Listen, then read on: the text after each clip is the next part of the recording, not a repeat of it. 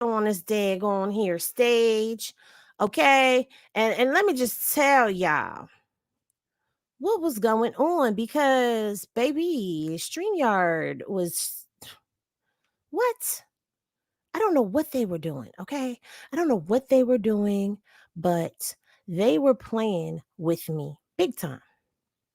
Here I come. And I ain't even got my music going or nothing. Like, I had to stop the music, Jesus. Hey, y'all.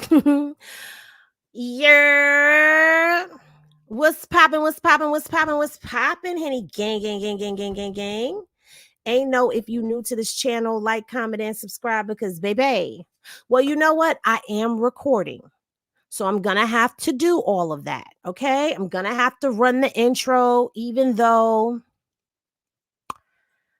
we are members only. Hey. I can see all your comments. It's so beautiful. Anyway, so we're going to skip over a lot of things and jump right into this. This video and its content are protected by and operate underneath the guise of the Fair Use Act. It will be used for criticisms, reporting possible teachable moments, but most of all, my review and commentary. So anybody who gets butthurt, do not copyright strike my channel. Also, everything in this video is allegedly according to what has been alleged, even if we see them do it with our own two eyes, hear it and see it come out of their mouth with our own two ears and our eyes. It is still alleged because we don't know, because we wasn't there. All right, y'all. So I got some juiciness for y'all. Now, I know everybody all over the internet has been like all up in arms. Oh, my bad.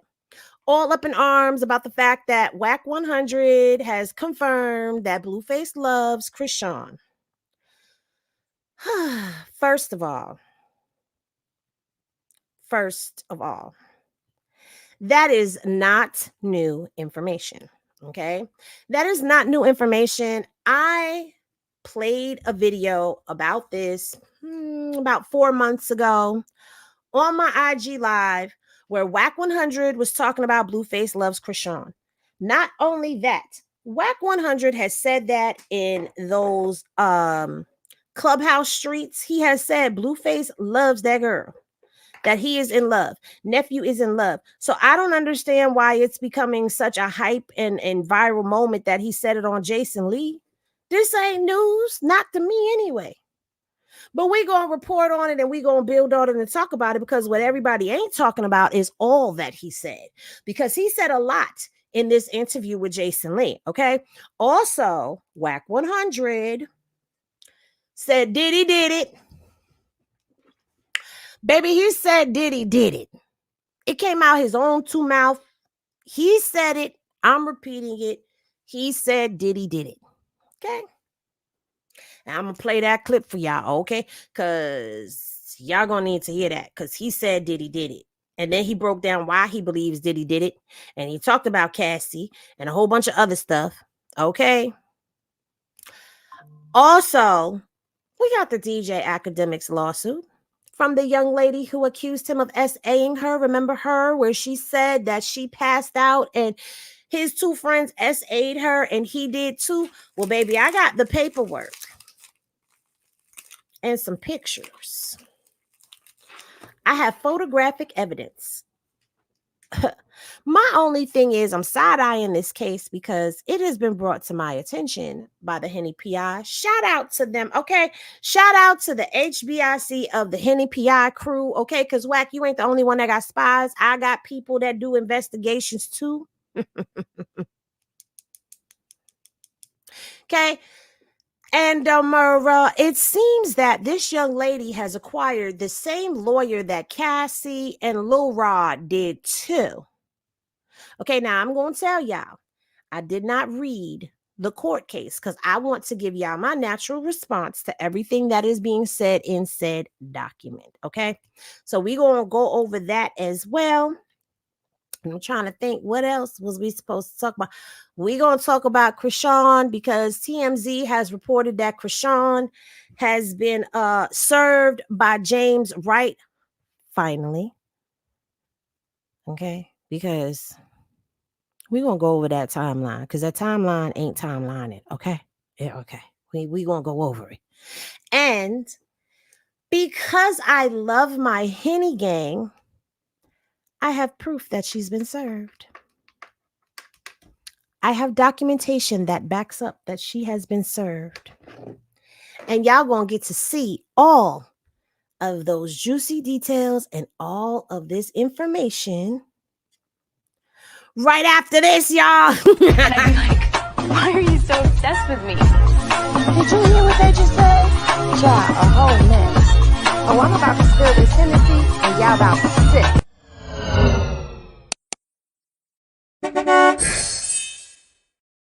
Okay.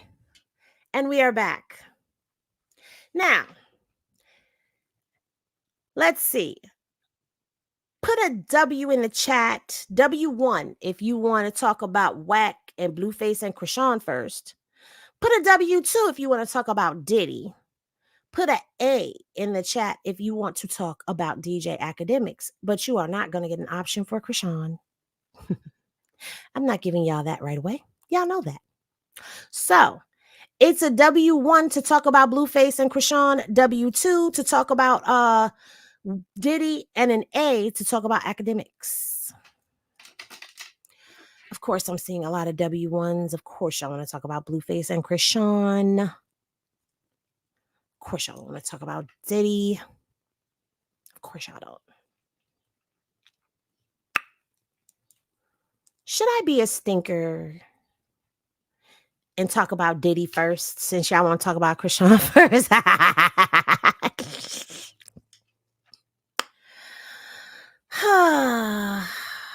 I want to talk about Diddy first. Don't talk about that. But okay, fine.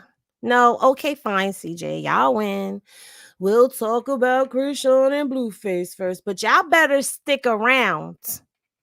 I think Akademiks. Okay, a couple of y'all coming around. Okay, a couple of y'all coming around to what I was thinking and what I was saying. All right. And you know what? I'm going to be honest with y'all. Y'all going to have to be mad at me because I'm going to do Akademiks first. And you know why I'm going to do Akademiks first? Because we need to get Akademiks out the way. I don't want to talk about Chrisean and then go into everybody else. We're going to do all of that together. So we are going to talk about Akademiks. I know. Well, Henny, why did you even ask us? Because I was trying to give y'all options, but y'all didn't pick the right one. How I'm going to say y'all didn't pick the right one? I don't know, but I did. All right, my bad. All right, so let's get into this. Hold up. Hey, because y'all know I got to put my watermark. Hold up. Hey. Let's talk about it because y'all, I got the Henny for your ass. Okay. So, oh, wait a minute. This is not the screen that I like. Hold on, y'all. Hold on. Because y'all know I got a specific screen that I like to use. And it's been a minute. I'm a little rusty. But that's okay because we're going to get it straight. All right. Here we go. This is the DJ Akademiks case. And his name is Livingston Allen. Now, I know that Akademiks is Caribbean. And I'm not being funny, but that's a very Caribbean name. Shout out to all my Caribbean people, but y'all know that is a Caribbean name right there. If y'all didn't believe that he was actually Jamaican, Livingston is definitely the name that gives it away. So it is, I don't know how to say her name, because her name is, I don't know how you say this name, y'all. But anyway, this is going against Livingston Allen, aka DJ Akademiks, and individual Jane Doe's 1 through 10 names being fictitious and used to condone an unidentified person. Okay, Jane Doe's 1 through 10 and ABC Corporation. She's going after everything. But over here, it just says complaint jury demand. So she wants a jury trial, okay? Now, here's the introduction to the case. On or about July 16, 2022, defendant Allen contacted Miss Abasi, and invited her to come to his house and visit him in New Jersey, even though it had been almost a year since they last saw each other. Miss Abasi did not suspect any ill intention and agreed. She was accustomed to visiting Mr. Allen at his home in New Jersey, and Mr. Allen would send a car to pick her up. Miss Abasi lives in Pennsylvania. Pause. Akademiks, you got way too much money and time on your damn hands. You are sending cars to Pennsylvania to pick up people to bring them to Jersey. You not sending plane. She not getting flued out. She getting picked up. Okay. And then they driving from PA to Jersey. Well, maybe she don't live too far from Jersey, from the part of Jersey that he live at. I don't know, but I found that very interesting. That Mr. Livingston. Okay. It's yes, we putting the glasses on because we serious right now. Okay. All right. Okay. Now, on the day of the incident, Miss Abasi arrived to enjoy her evening. Little did she know the defendant, Livingston Allen, and his two accomplices, John Doe's 1 and Doe's 2, had drugged and graped her.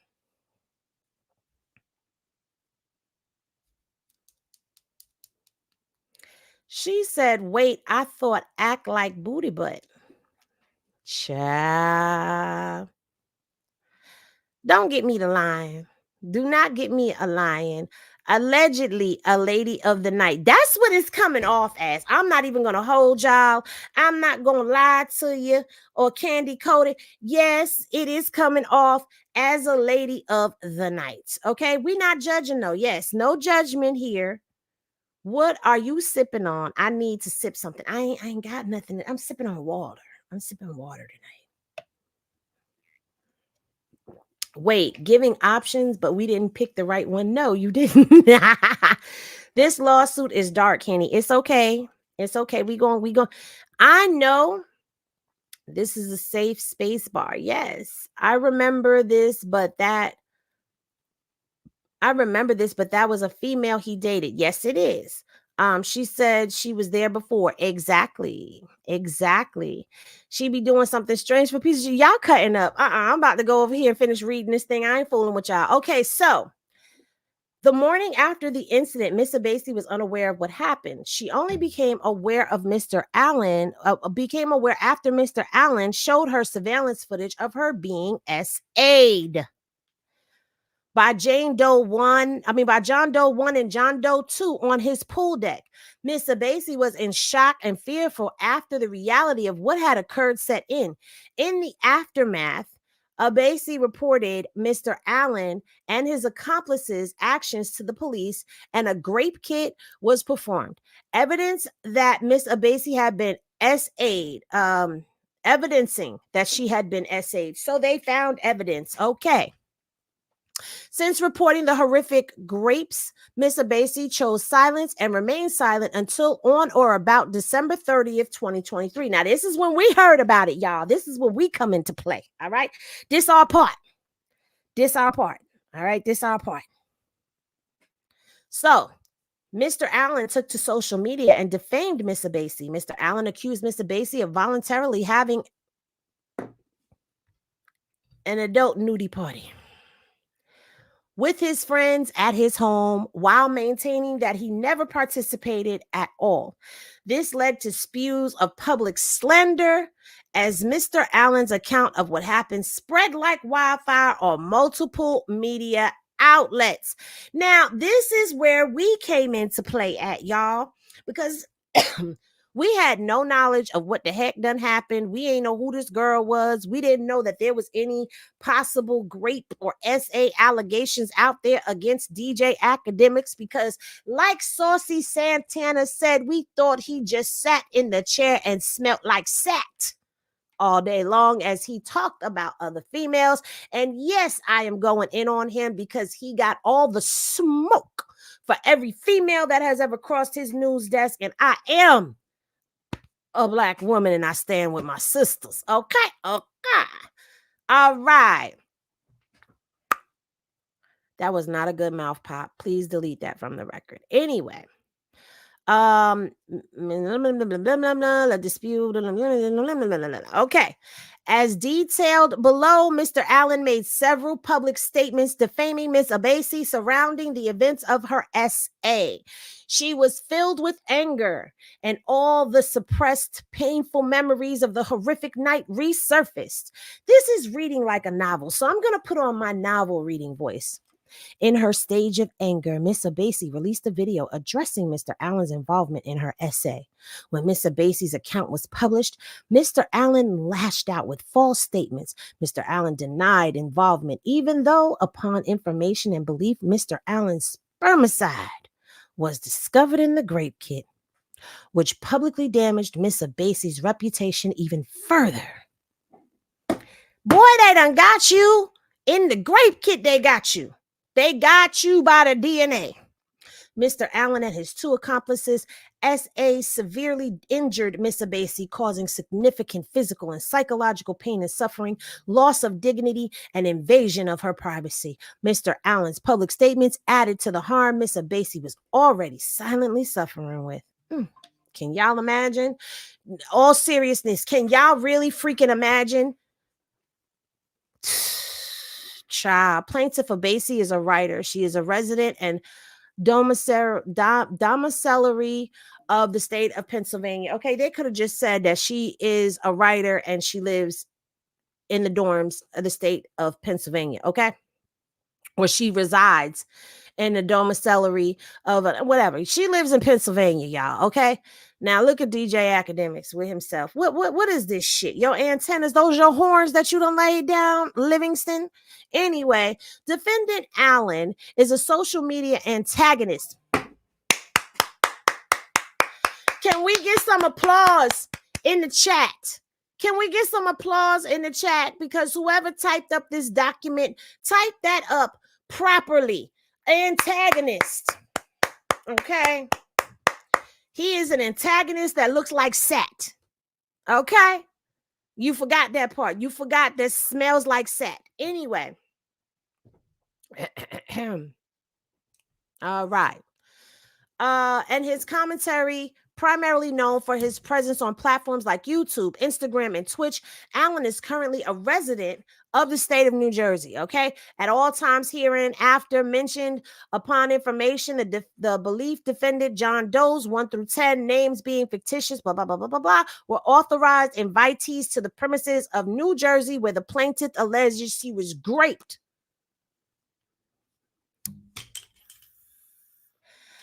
Okay. They talking about, the John Does from here on were the ones that gave her some substances in order for them to be able to take advantage of her. Okay. Now let's get into the facts. Oh, shoot. Let's not do that. Why did you do that? That's not what you were supposed to do. Anyway, let's get into the factual background. Okay, according to Miss Abasi, she met Mr. Allen online via social media on or about 2021. She began casually dating him, and he periodically invited her to his New Jersey home. At the time, Miss Abasi lived in Pennsylvania. She did not have transportation, so Mr. Allen would send her a car service such as Uber and Lyft to pick her up in Pennsylvania and bring her to his home in Jersey. So she has to live like on somewhere close to Jersey, because there's like a portion of Jersey next to Camden that is like you cross the street, you're in Pennsylvania. So she's got to live somewhere in that area, and he's got to be close to that area because of Uber or Lyft, child. All right. As previously stated, on July 16th, Mr. Allen contacted Miss Abasi and invited her to visit him at his house in New Jersey. Miss Abasi did not suspect any ill intentions, even though it had been almost a year since they last saw each other. So they're basically going through all of the accounts that had happened again in here. But she says before her arrival, Mr. Allen had notified his friends, John Doe 1 and 2, that a woman would be coming over, and she was on a different type of vibes. And I could hear him saying that. Henny Glasses in the chat, if you could actually hear this dude saying she's on a different type of vibes. That just sounds like Akademiks to me. To me, it sounds like Akademiks. And y'all are agreeing with me. It sounds like Akademiks verbiage to me. Like he just, you know, it sounds like something he would say. She's on different type of times, different type of vibes. Okay. All right. Let me go back to reading some of this. All right. A different type of vibes is an indication that Miss Abasi would be coming over to engage in adult activities. According to a post on social media, Mr. Allen admitted to telling John Doe 1 and John Doe 2 and stated, "Now, granted, this is a girl who I've been dealing with for a couple of years. I've messed with her for years. When she come over that time, she told me she was like a dancer, some ish like that. I remember, and I don't know if maybe my..." And they posted a link to the YouTube channel. "My ninjas took it the wrong way because I remember she had told me, she was like, yo, the girl you used to know, like I'm on some bad girl vibes now type ish. Basically, she was like doing her thing. I remember I told them, John Doe 1 and 2, I'm like, yo, this is before when I was going to the party. I was like, yo, I'm about to get this girl, Miss Abasi, coming over late for me. She told me she on some different vibes. I don't know if that's what they, John Doe 1 and 2, took. I can't really speak to other ninjas thing. I'll only speak for myself. I bet. Cool." When Mr. Basie arrived at Mr. Allen's home, everything seemed normal apart from the neighborhood power outage. John Doe 1 Khalif, a friend of Mr. Allen, greeted her. Mr. Basie was taken aback because Mr. Allen did not tell her anyone else would be at his home upon her arrival. She did not suspect anything suspicious, so she entered the home. John Doe 1 invited Miss Basie into the kitchen and introduced her to John Doe 2, Slime, another friend of Mr. Allen's. I read that backwards. Another of Mr. Allen's friends is what it says. Due to the power outage, the three of them sat in the kitchen together. Mr. Basie engaged in small talk with them while patiently awaiting for Mr. Allen to appear. Mr. Basie recalls John Doe 1 being relatively talkative, while John Doe 2 was oddly quiet. Miss Abasi was initially offered a drink, but she refused and opted to make her own drink, as she was accustomed to when she visited Mr. Allen's home. John Doe 1 insisted that he prepare Miss Abasi's drink. Unbeknownst to Miss Abasi, John Doe 1 and Mr. Allen's manager was Mr. Allenger's manager or employee, and he asserted his position by telling Miss Abasi that he was in charge until Mr. Allen arrived. As odd as this encounter was, Miss Abasi obliged and allowed John Doe 1 and John Doe 2 to fix her drink. As the trio conversed, Miss Abasi asked for Mr. Allen and was told to hold on. John Doe 1 then left the kitchen to find Mr. Allen, and when he came back, he said Mr. Allen would join them shortly. Miss Abasi believed this was true and did not go to find Mr. Allen herself because the home was completely dark. Admittedly, Miss Abasi recalls having an eerie feeling, but she ignored it because she did not believe that Mr. Allen, whom she had known for nearly 2 years, would harm her or allow her to be harmed.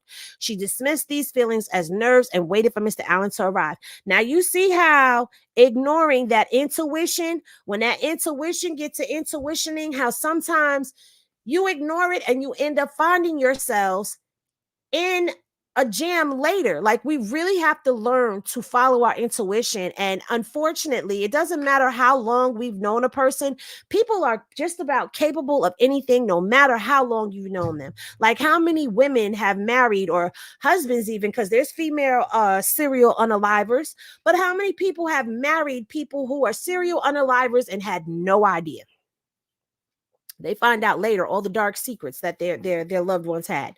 So shortly after the power had returned, John Doe 1 asked Miss Abasi if Miss Abasi wanted to use the hot tub or the pool and wait for Mr. Allen there. Miss Abasi said she'd be okay with the hot tub. Again, Miss Abasi did not suspect anything, as she was accustomed to using the hot tub and pool when she previously visited Mr. Allen's home. She was also under the impression that John Doe 1 and John Doe 2 would leave after putting the hot tub on as their actions and gestures made it appear that they were heading out. Miss Abasi enters the hot tub alone. Shortly after, John Doe 1 appears from inside the house and proceeded to join her in the hot tub. Shortly after that, John Doe 2 appeared with a bottle of alcohol and began forcing her to take shots of alcohol. I would have gotten out that damn hot tub. I'm not judging. I'm not judging. I'm not judging. I'm not judging. I'm just saying, if I was having eerie feelings, I get in a hot tub. Two strange dudes I don't know are getting in the hot tub. The dude that I know is not there. Number one, I wouldn't have gotten in the damn hot tub without the dude that I know being there. That's just me, though. I wouldn't have done it. But anyway, that's just me. Again, no judgment, no judgment, no judgment. I'm just keeping it all the way funky right now as I'm reading what I'm reading. And I'm giving y'all my raw and uncut, unfiltered reaction to what I'm reading. Because remember, I did not read this prior to, so that I could tell you and give you what I think in real time. Okay? All right, let's go back. Let's go back. Let's go back. All right, shortly after, according to Miss Abasi, she vaguely remembers John Doe 2 nervously pacing around the pool area. See now, girl, you done got a feeling and you getting red flags. Jesus trying to land the plane, girl. Anyway, this is just, you know how it's like when you look back on a situation and you see how many times you had a warning. Like say you just had a really bad breakup with a dude or a female, right? And they did some really like outlandish stuff. And you start thinking about all the stuff that they did prior to leading up to that moment. And you look at all those red flags that you missed, kind of like how Risa Tisa did when she did her series. She found that she had the United Nations of red flags. Okay. And that's what we have here. There is a United Nations of red flags. But we're going to continue to hear the story because either way, regardless to how many red flags, green flags, yellow flags, blue flags, she ignored. The point of the matter is somebody essayed this girl. Somebody did something to this young lady and it was wrong. And we're going to read what happened to her. Okay. Eventually, Miss Abasi recalls beginning to feel strange.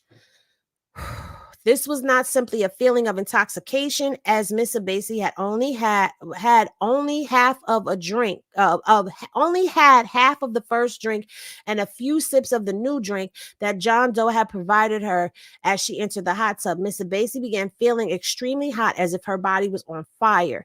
She felt extremely lightheaded and dizzy. Upon noticing this, John Doe 2 asked her if she was lit and then returned to the kitchen. He then returned with more alcohol, which he insisted she drank, then even went so far as to pour the alcohol into Miss Abasi's mouth forcibly. No, absolutely not. No, ma'am.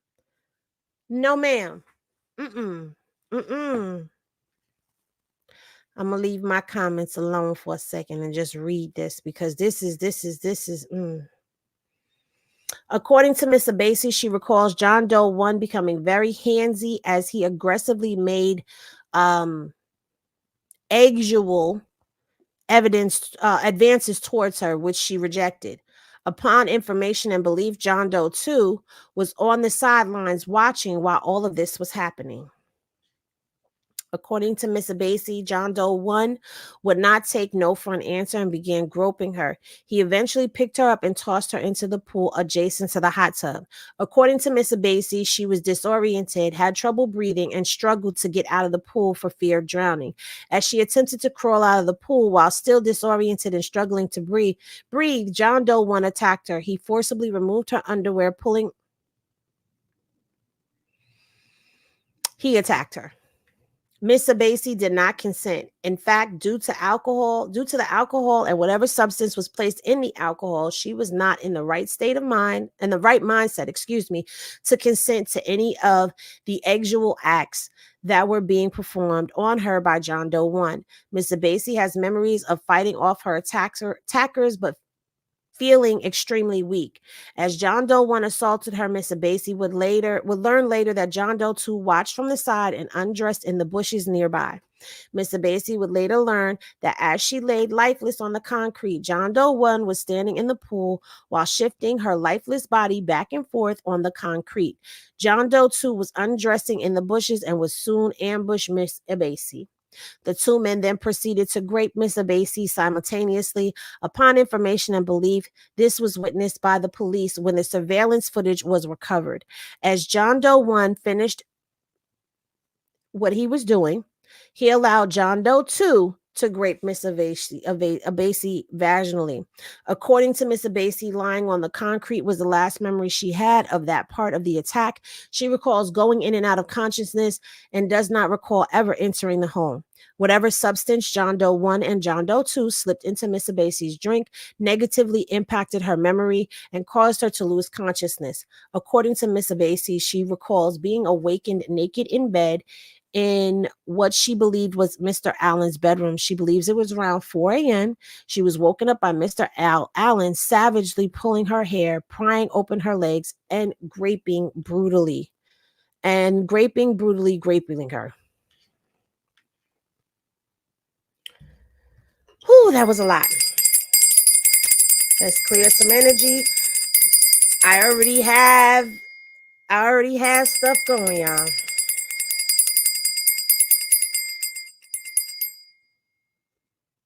Everybody take a deep breath in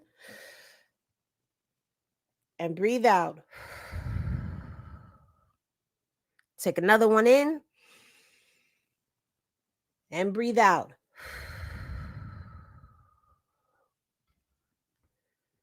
Put Henny Glass in the chat if we need to take another 2 breaths, because that was a lot.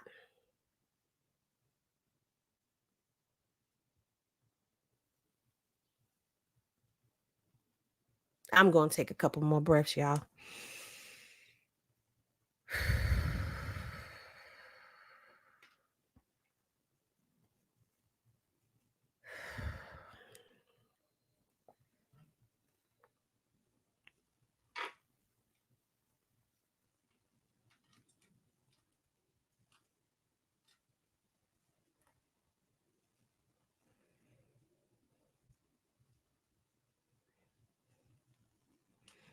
Sorry, y'all. Hold on. My daughter is texting me.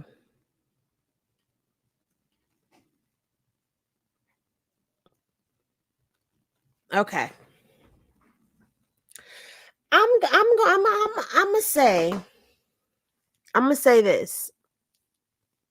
I've been in a similar situation. Okay. It sounds like GHB. Now, let me tell you about GHB. I think I done put too much smoke in the air, y'all. Ooh, child, hurry up. Hurry up and blow.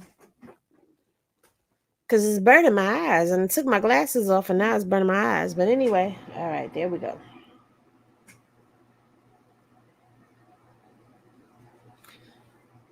Okay, for those of you who do not know, GHB is considered to be the date grape substance. Okay? GHB does bring you in and out of consciousness. It does give you a state of where you think you're doing something with all your might and you're really not. Like you really don't have the energy you think you do. Okay? It does make your body heat up. It does make you feel more intoxicated than what you were.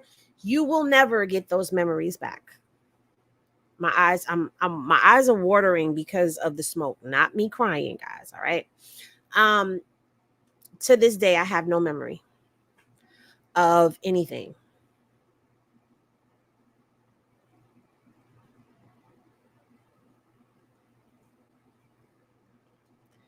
And that happened.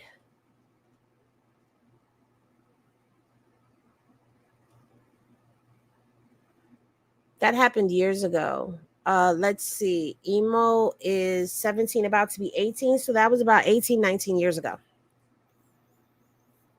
I still have no recollection of that memory, okay, of what happened when I blacked out. So this young lady does not have any memory of what happened when she blacked out.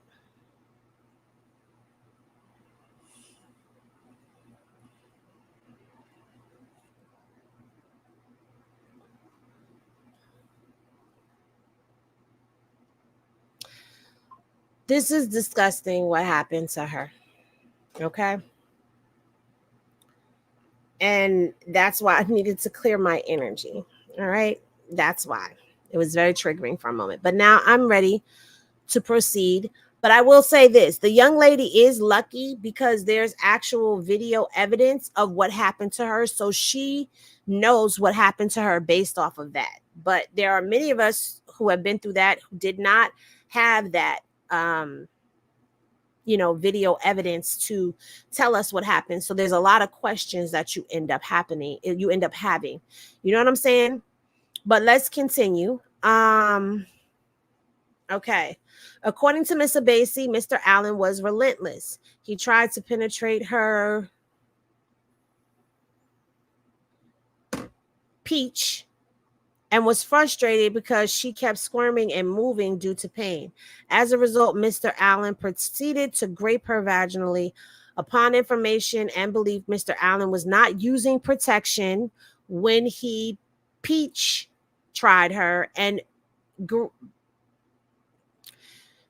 he wasn't using no protection when he tried to violate her in the peach and the punanter. Okay. Miss Abasi, as evidenced by the pure portered, I don't even know if I said that right, I don't care, discovery of his spermicide in the grape kit, okay, which was performed on Miss Abasi a few hours after her grape. Miss Abasi recalls begging Mr. Allen to stop graping her. She recalls her voice was faint as she continued to drift in and out of consciousness. Miss Abasi remembers crying for most of the assault, but losing her ability to move physically. Like I told y'all, you can't move sometimes. Miss Abasi eventually gave up fighting in hopes that Mr. Allen would finish quickly. Miss Abasi recalls Mr. Allen saying, "Open your mouth." Oh, God. Okay, here we go. Where did we go? Okay, here we go. Open your mouth as he pulled her hair. He said, "Open your mouth. I want to fizzy pop in your mouth." This was her last memory of the attack. According to Miss Abasi, she woke up confused and the following morning and searched for Mr. Allen. According to Miss Abasi, she looked around the house and found him in the basement on his computer. According to Miss Abasi, she sat on the floor next to him and he asked her if she knew that his friends ran a train on her, to which she said no. He kept asking, "Are you sure?" He told her everything was all right and that he was good if she was cool. According to Miss Abasi, she was baffled in disbelief. According to Miss Abasi, Mr. Allen then asked her to follow him into another room where he showed her the content in a small trash can that had what appeared to be vomit in it and 2 gold magnum wrappers, and asked, "You don't remember this?" Miss Abasi, still in disbelief, had zero recollection of ever being in that room the prior night. According to Miss Abasi, it appeared that after John Doe 1 and John Doe 2 raped her by the pool, the pair had taken her into another room in the house and continued to rape her brutally. Mr. Allen then handed her the can of vomit and asked her to throw it away, then asked for her phone. Mr. Allen went to retrieve it. He continued telling her everything was all right if she was okay. At this point, she was still in disbelief and asked for proof of what occurred. According to Miss Abasi, Mr. Allen showed her surveillance footage of John Doe 1 graping her briefly and skipping through the video. According to Miss Abasi, as she watched the video, she looked like she was just laying there lifeless, which did not sit right with her. According to Miss Abasi, Mr. Allen then assured her that everything was okay, and as he spoke, he noticed Miss Abasi's demeanor had begun to change. Mr. Allen then hastily told her that his mother was on the way and would be there shortly, and proceeded to order her a lift back to Pennsylvania. According to Miss Abasi, Mr. Allen asked her where her clothing was. She responded that she had it. He stood there with a suspicious look on his face. Miss Abasi later learned from the police that Mr. Allen disposed of several items, bed sheets, etc., at the dumpster near his office. Presumably, Mr. Allen was attempting to destroy the evidence of Miss Abasi's rape. Miss Abasi began feeling uneasy. She felt that Mr. Allen was attempting to take her clothes for some reason, presumably to hide whatever evidence she may have of what happened to her the night before. As these thoughts ran through her mind, so as not to alarm Mr. Allen, Miss Abasi remained composed and as she waited for her lift to arrive. Miss Abasi said bye to Mr. Allen and left his home. According to Miss Abasi, she called Mr. Allen while in the lift asking for more answers. He then began to blame her and ridicule her. Still trying to get answers, she pleaded with him, even apologizing for what occurred as she was desperate to learn of the series of events that had led Mr. Allen and his accomplices to attack her. I got to be careful because there's videos in here. There's photos in here. According to Miss Abasi, she asked Mr. Allen, well, you said it was both of them, but you only showed me one. Can you please send me proof of this? To which Mr. Allen sent a screenshot of the attack on Miss Abasi laid out on the concrete on the front of the pool. Now, I got to be careful because I don't want to show something. Oh, come on, Pewter. Why are you acting up? You'll only scroll up, but you ain't go. See how technology do you? All right, I gotta ease my way. Okay. I gotta ease my way. All right. Okay. Okay, so she was laying on the concrete in front of the pool with John Doe 1 between her legs and John Doe 2 sitting on top of her face, presumably with his eggplant and his sockers or tennises in her mouth. This was terrifying to her, as she knew within herself that she would never consent to any of this. Even though she had been previously intimate with Mr. Allen in the years past, it was never a threesome or any other than one-on-one consensual eggs. As she arrived home, where she felt safest, the reality of what happened began to set in. Miss Abasi also began feeling intense vaginal and peach pain. She contacted Mr. Allen again, saying she was hurt and wanted to see more. Miss Abasi felt destroyed, but also was afraid and wanted to know if there would be repercussions from Mr. Allen if she were to seek help. She asked him for the complete footage, and Mr. Allen refused. He suggested she get tested for STD and said he would do the same. This was an odd statement, as it was proof that Mr. Allen, who had not slept with Miss Abasi for over a year, engaged in unprotected eggs with Miss Abasi. Still fearful, Miss Abasi contacted her immigration lawyer, who advised her to contact the police regarding the outcome. Now, what's crazy is you are telling her to go get tested, and we've heard rumors that he has the bumps and the lumps. Miss Abasi called the police and reported the incident of the SA. They told her that due to the seriousness of such a matter, she needed to appear in person to speak with them, and that she should also visit a local hospital for a SANE test, which is a grape kit. She went to the hospital, Penn State Health, St. Joseph, where the same test was performed, and the police called Miss Abasi to schedule a meeting. According to Miss Abasi, during the meeting with the police, a statement was taken, photographs of her bruises and scars were taken. The police asked her to participate in a recorded wire call with Mr. Allen. According to Miss Abasi, during the recorded wire call, the police wrote down a list of questions for Miss Abasi to ask Mr. Allen, but told her not to make it evident that the police were listening. Miss Abasi remembers asking Mr. Allen to describe how she looked when he saw her in the bed. He answered, "You look like you were in the pool."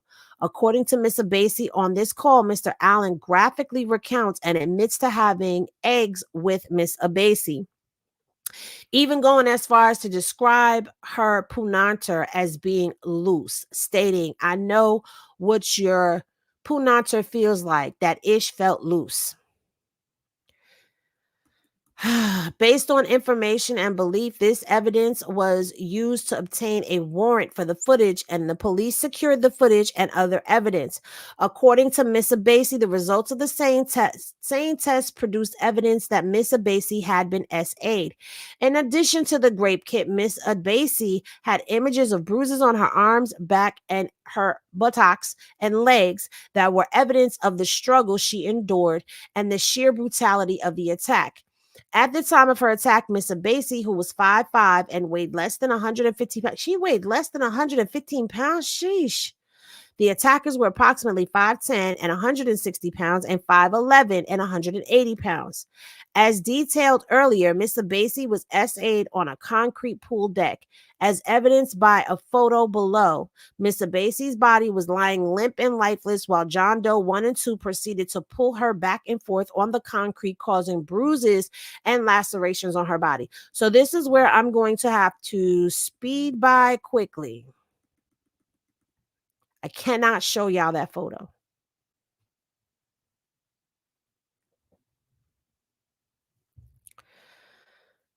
But if you want to see the photo, you're going to have to stop and pause it. Like, you're going to have to go back, watch this, and pause it so you can see the photo. So Miss Abasi was unconscious or incoherent because it is unconscionable to believe that any person who is willingly participating in these acts can endure the pain of being dragged back and forth on the concrete, incurring scrapes and scratches on her back, buttocks, and elbows, especially while there is an empty lawn chair in arm's reach, as well as several empty rooms in the home. Below are some of the images of her injuries. So as we can see, here is some of the bruising and scraping to her back. This looks like this is her leg. I don't know. Oh, I guess that's her elbow and the other side of her arms. That looks horrible, like it hurt really bad. Mr. Allen Herbis, guilty conscience and sheer stupidity caused him to incriminate himself in several social media posts. On or about December 30th, 2023, Mr. Allen took to social media and issued the following statement. "They raided my house because there was a woman that came to my house. That woman claimed she was SA'd, not by me, by other people. But it happened in my house. I'm going to tell you why they raided my house. I actually even tell a whole full story. Let me just tell a full story. I'm telling a full story, and I'm going to tell you exactly what the cops say. The shorty I'm dealing with, she comes over. I'm drunk at a party. I come home. I'm so drunk, I can't drive my own car. I walk upstairs to where my master bedrooms are, and I fall out. Y'all are going to see the lesson in this. I just pass out. I forgot to Uber a B to my crib. I Ubered a B to my crib. My ninja at 4 a.m. comes. Remember, I'm at my crib at 9. 4 a.m. comes. I'm knocked out. 4 a.m. comes my homie. I never seen the girl. I'd never seen her. My homies wake me up on some ish. Yo, Ack, we're leaving. I'm like, oh, oh ish, damn. I was effed. Damn, I'm effed up type ish. Y'all been sleeping. They're like, you locked the door because we're leaving. I said, they're leaving. They're leaving in 4 a.m. or 5 a.m. This is ridiculous. We got to watch the video because I don't know. This doesn't make sense to me. I don't feel like reading his ignorant. If I can get this shit to open. Okay, hold on 1 second, y'all. I don't. Okay.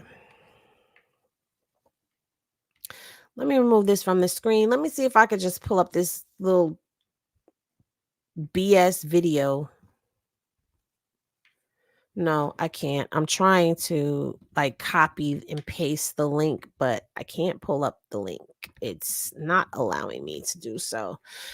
Oh God, I just don't feel like reading what Akademiks gotta say because y'all know he can't talk. All right, let's go back. I mean, maybe I can pull up another YouTube. But I don't feel like typing all of that. I really don't. Anyway, all right. I bet I go lock the door. Then they say to me while I'm locking the door, they say, oh, by the way, that girl you invited, she's down there in the other end of your house in the guest room. I look at them and I say, what girl I invited?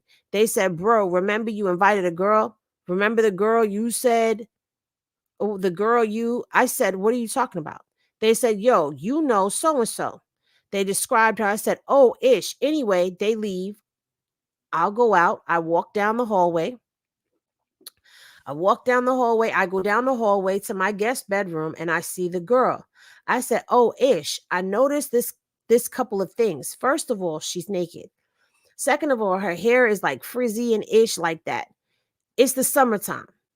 Almost like she went in the pool type ish. I got a pool, like it's a big pool. Anyway, I'm like, what's good with you? I'm waking her up. I'm like, yo, you sleeping? What's up? Anyways, I go downstairs. Now, granted, this girl who I've been dealing with for a couple of years, I've messed with her for years. When she came over that time, she had told me she was like a dancer or some ish like that. I remember, and I don't know if maybe my ninjas took it the wrong way because I remember she had told me, she was like, yo, the girl you used to know, I'm like on some bad girl vibes now type ish. Basically, she was like doing her thing.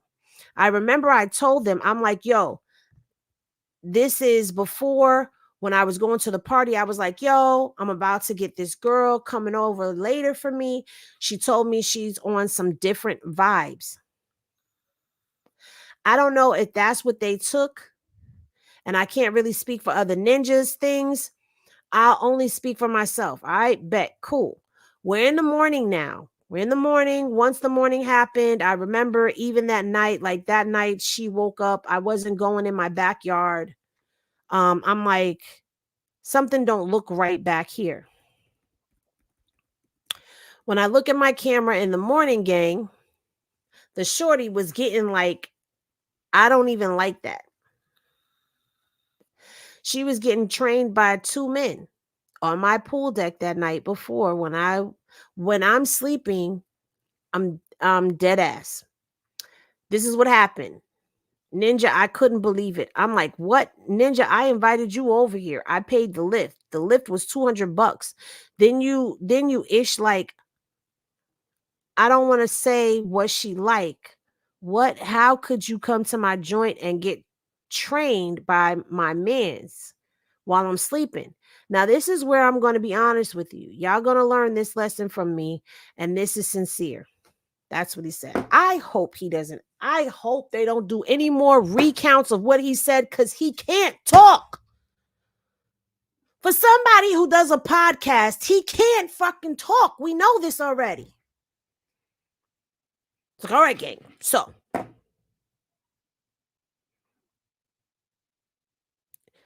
when I went downstairs, and it was in the morning, it's the morning.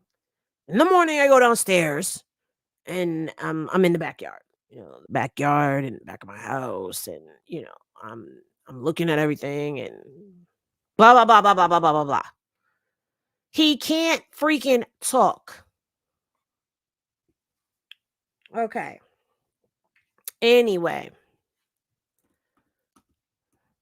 As evidenced by the December 30th, 2023 social media post, Mr. Allen defamed Miss Abasi by accusing her of voluntarily having adult entertainment with other friends at his home while maintaining that he never participated at all. As evidence in December of 2023, Mr. Allen portrayed Miss Abasi as an unloyal S-word that betrayed him and voluntarily slept with his friends in his home behind his back. Upon information and belief, these claims were made to hundreds of thousands of Mr. Allen's YouTube and TikTok subscribers. Mr. Allen knew that his statements on December 30th, 2023 were misleading and false, as he was in possession of text messages from Miss Abasi where she stated that she did not know what happened to her on July 16th of 2022, and that it was Mr. Allen who informed her of the night's events. She even expressed to him the fact that she was really hurt and needed to seek medical attention and a grape kit. So now let's get to the text messages. I'm going to get tested this week. Think you should too. Make sure you're good. Yes, I'm going now, she said. I'm hurt really bad. It's unlike me to do this, and I don't even know the other guy's name, so I was just laying there. Then he says you called. She says, I'm considering going in for a grape testing kit for us to figure this out, because it's bits and pieces I remember, and I'm still not okay. So Axe says, not sure what you want me to say. That's why I asked you. Okay, I asked you while you were here if anything you did while I was sleeping, you were okay with doing. You said yes, so I don't know. Why would he even be asking her this question?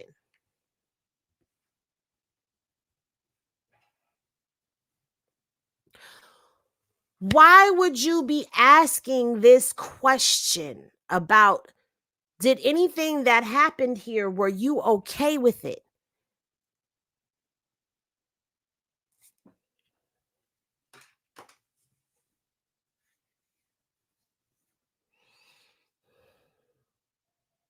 You're basically admitting that something possibly could have happened, which tells me that you know what type of ninjas those two are. You know what you said to them. If you told them that Shorty was on different type vibes, they took that and ran with that. Like, you know who your friends are.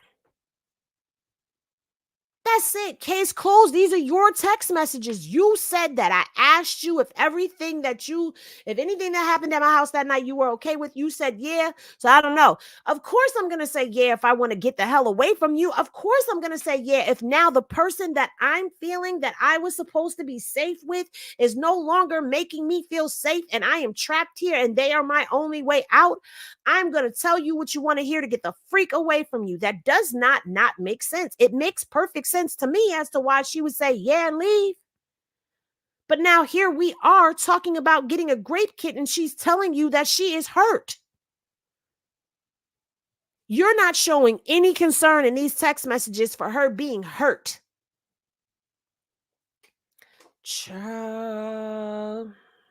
Anyway, she says, I was passed out for most of it, but I'd wake up now and then.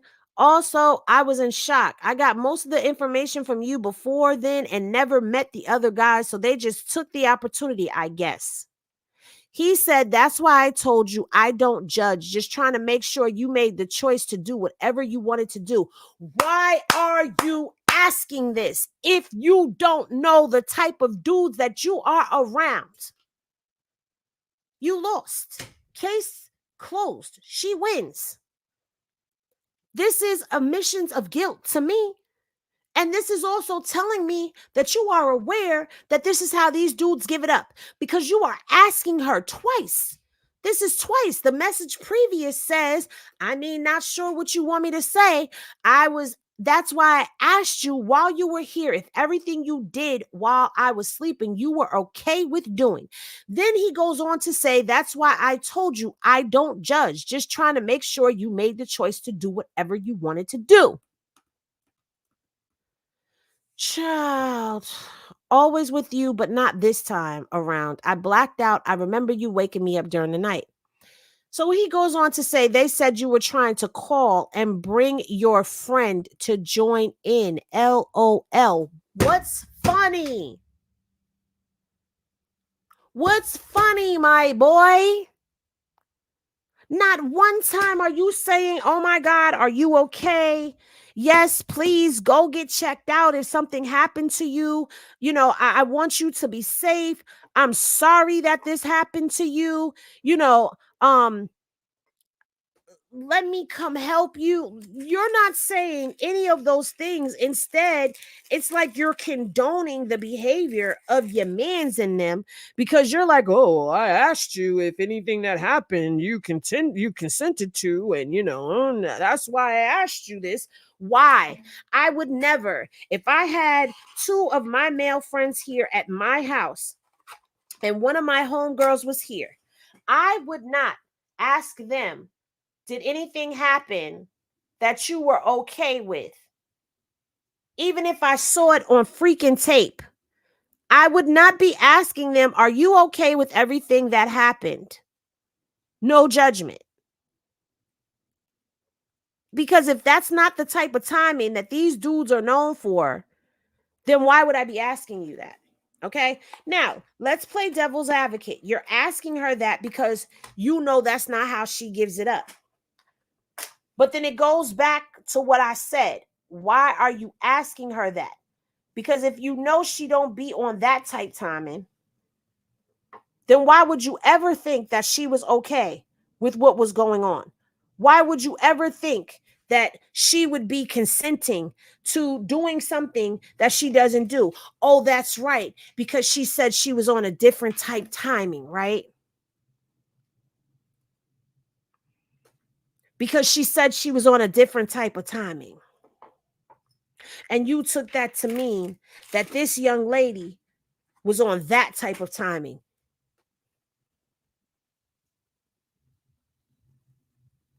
Why you didn't make sure this girl was safe, protected?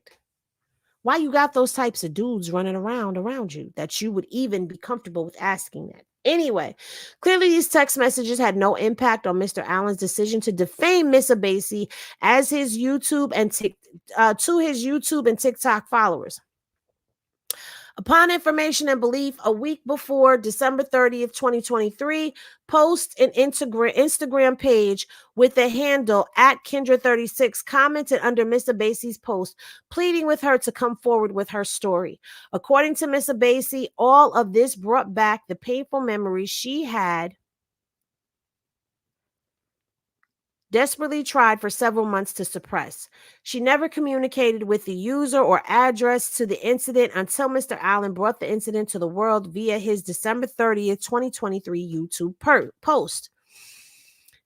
In a state of anger, Miss Abasi released a short video addressing Mr. Allen and saying the eggs that happened was never consensual and that he indeed participated. This led to further public slander as multiple media outlets began publishing Mr. Allen's account of what happened, leading to Miss Abasi's reputation to suffer significant harm. On December 31st of 2023, Mr. Allen issued the following public statement to his social media account. What I'll say is, I wasn't even going to post these type of joints. But I see Shorty, who clearly was involved in that situation. By the way, Shorty, I didn't bring this up to make you look no way. This was a dealing between me and my girl and me and my ex-girl. She just kept using that incident, so I spoke on it and cleared it. I didn't mean to make you look no type of way. I haven't spoken on you. You're right. I just said what happened. I didn't even say who you were. You're the one who just jumped out the woodworks. I have never said who you were, shorty, okay? I'm not even going to play because she made a video. I'm not even going to play the video you made. What I do want to show, number one, first and foremost, is everything and anything you're saying is true. A ninja would have been charged. Nothing happened. You feel me? No case, no nothing. Also, I will say this. These are things that the police and everybody else looked at their damn self. Unlike the cost in the incident, I will say this one was something that the police handled, not social media. It's crazy now that the police handled it. Nothing happened. They said, oh, okay, that wasn't ish. Your shorty is trying to, again, I don't know how she just jumped into the mix, but I'm going to show you exactly. By the way, I can't show you certain ish. Like, for example, I sent her a video of her at my poolside with two ninjas. I said I was sleeping. I can't show you that explicit photo. I still got the image of that. You feel me? I can't post it on here. Clearly, the police seen all this ish. They've seen everything. Police can't move forward if she don't press charges. Since Mr. Allen was on his defamatory tirade, Miss Abasi, several other women, about Miss Abasi, several other women have come forward with eerily similar accounts of Mr. Allen's befriending of them, grooming them, inviting them to his house, getting them intoxicated, and then assaulting them. Upon information and belief, because these subsequent victims' accounts of Mr. Allen has a pattern and practice of engaging in predatory behavior. Upon information and belief, several women have come forward and said that Mr. Allen contacted them while they were minors, forged a fake friendship, groomed them until they were 18, then attempted to sleep with them. Upon information and belief, Mr. Allen foolishly attributes his lack of arrest or prosecution for y'all see it, and gang raping Miss Abasi in some indication that he and his friends are clear, but nothing can be further from the truth. As a result of Mr. Allen's social media tirade against Miss Abasi, Mr. Allen has committed defamatory per se and foolishly admitted that he and his friends had eggs with Miss Abasi on July 16th. As detailed above, Mr. Allen communicated several defamatory false statements accusing Miss Abasi of voluntarily having the adult activities with his friends at his home. Mr. Allen repeatedly made these statements to hundreds of thousands of friends on social media. As a result of Mr. Allen's statements, several media outlets picked up and republished the claims, and Miss Abasi's reputation had been harmed. Furthermore, Mr. Allen's social media posts are considered slander per se, as Mr. Allen accused Miss Abasi of engaging in serious sexual misconduct. Okay? So, negligent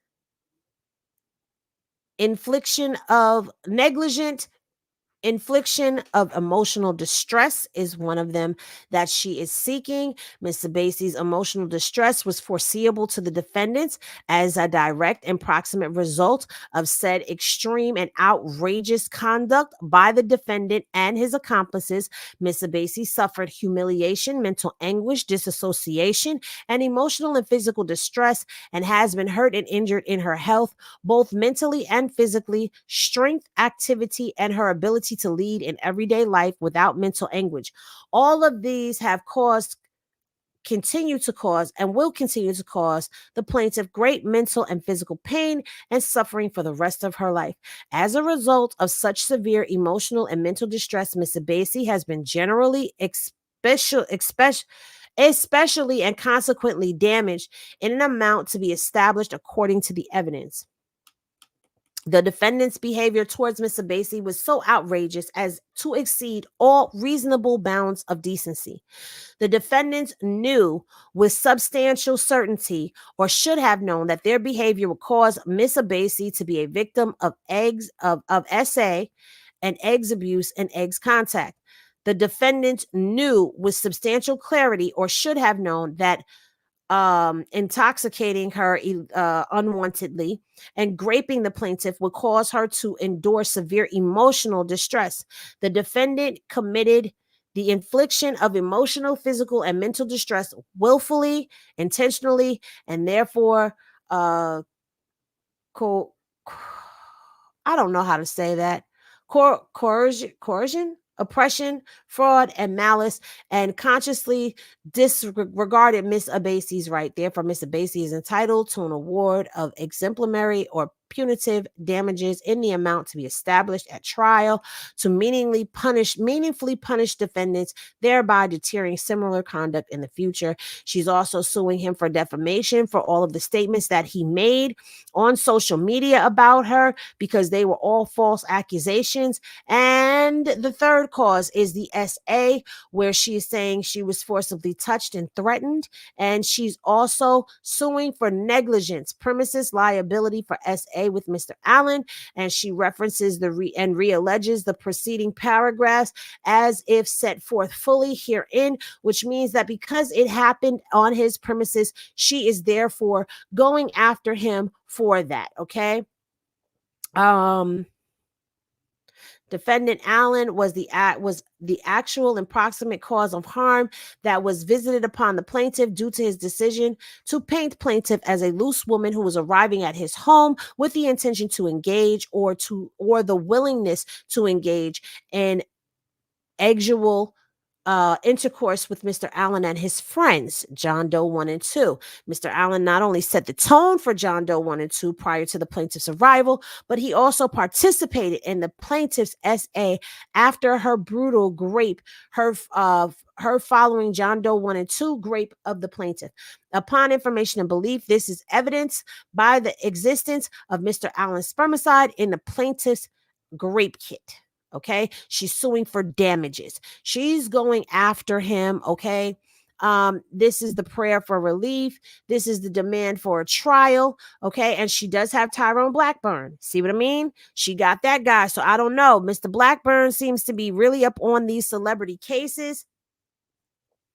This right here is horrible. Okay, this is horrible. It's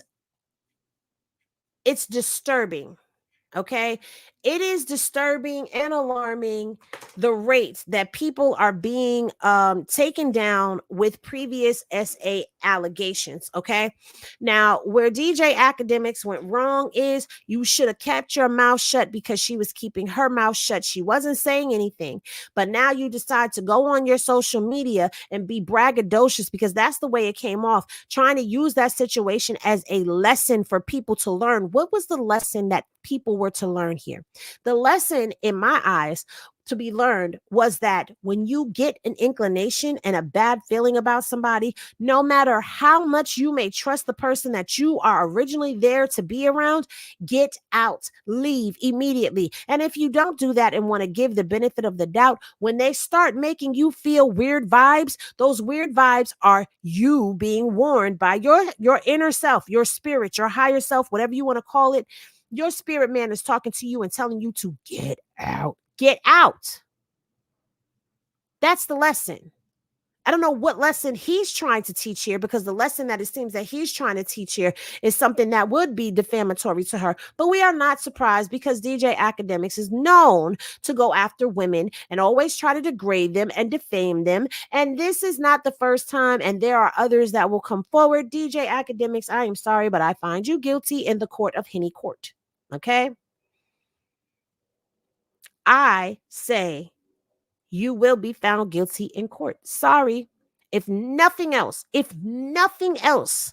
holds you accountable, those text messages hold you accountable. Because you know what that tells me? That tells me that you purposely put this girl in the line of danger. You threw her in the lion's den. You told those men that she was on a different type of vibes. You asked her if she was okay with everything that happened last night, because you know that she doesn't give it up like that. And you continue to ask her if she was okay with things like that. You tried to throw the blame off of you. You, sir, your spermicide was found in her. You, sir, Guilty. I don't have a gavel, Michelle. Michelle said, "Where's your gavel?" I don't have one. See what I mean? Guilty. Everybody's saying it. Guilty, guilty, guilty. Okay. And I'm going to say this, even if it was just your homeboys who did it, you are guilty by association because you invited her to your house. You brought her around those men. You passed out and left her there by herself to deal with them. You knew. So therefore, you are still guilty. You still put her in the line of fire. You still are responsible for her damages, sir. And this is disgusting behavior. And it is time for everyone who engages in this type of stuff to face the music. Sorry. And if it comes out later that you are innocent, then I will gladly apologize. But for now, you're guilty in my eyes. Sorry. The evidence says so. Exactly. Y'all see this tea. It happened in your home. So therefore, you are responsible. You're responsible for what happened to this young lady. And you don't show any remorse for it. You didn't even ask that girl if she was okay. This is civil. Is the police going to press charges? I don't know. But I really hope that they do pick this case up and press charges. Okay? Because if they pick up cases for less, they need to pick up for this too. And I think the reason why there was nothing that happened before is because she was keeping her mouth shut. Henny PIs, check to see if Three Finger is moving Axe money around, please. Okay, we will definitely dig into that because you know he good for moving stuff around now. You know that he's good for doing that. Speaking of Wack100, as we all know, he did do an interview with Jason Lee on last night, okay? And during his interview with Jason Lee, good old Duda Shooter had some things to say. Well, you know what? Let me not even do that because he's been behaving. He hasn't really been coming for Chrisean lately, but he said some things that had me side-eyeing him while in that interview. Jason Lee has me side-eyeing him about this interview. And yeah, I'm just. Prior to Contrave, my eating habits were horrendous. I'm just saying. Let me get my behind over here. Okay, no, this is not the one. So that's not the one. Hold on, because I told y'all I got it queued up. Okay. This is the one right here. I'm going to speed it up a little bit.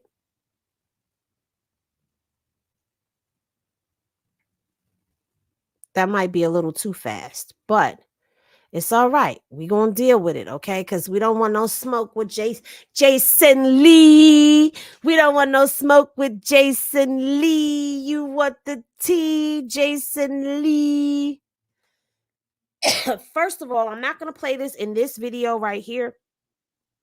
But if you saw the video, then you know that Wack100 referred to Jason Lee as his brother. That tells you that they have a long-standing and upstanding relationship. Thank you, Linda P, for the super sticker, girl. Hey. Yeah, I don't like how Jason Lee did her. He's so phony. Child, yes. But we finna get into it. F Jason Lee. Hey. So in this interview, he talked about Meg Thee Stallion and them. I'm not interested in that. I have my own opinions, and a lot of people do not like when people don't go with what they think, and I'm going to leave that alone. I already catch enough smoke. When it comes down to Chrisean, I don't need no more smoke. Thank you. I wasn't interested in that. I was interested in this Diddy part, and I'm going to tell you why. If you know who Gene Deal is, Wack and Gene Deal got into it, okay? And it was a little ugly.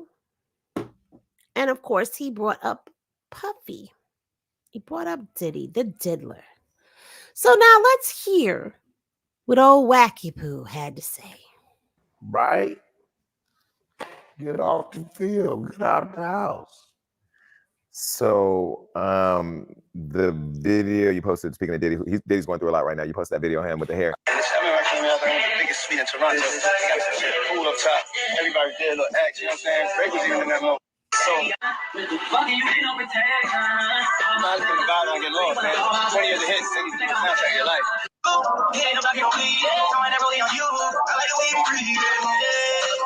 Savannah, we coming?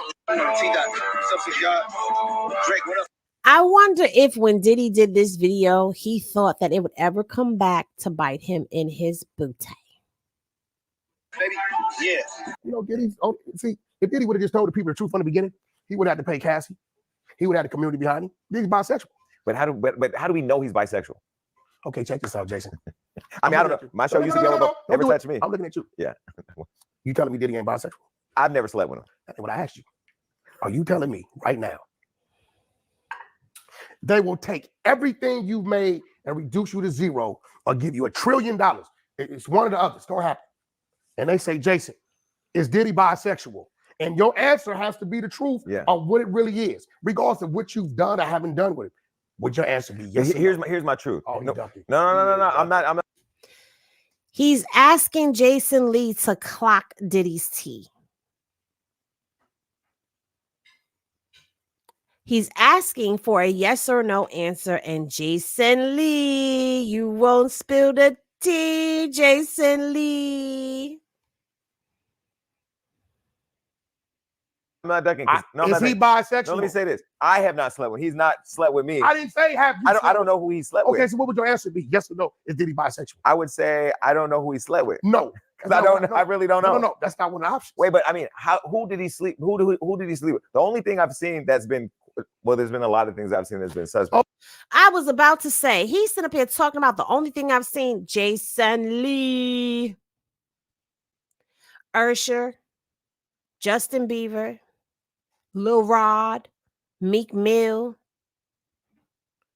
They say these are all alleged.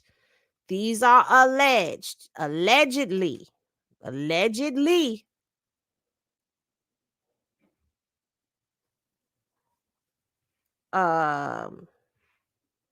Usher, Justin Bieber, allegedly.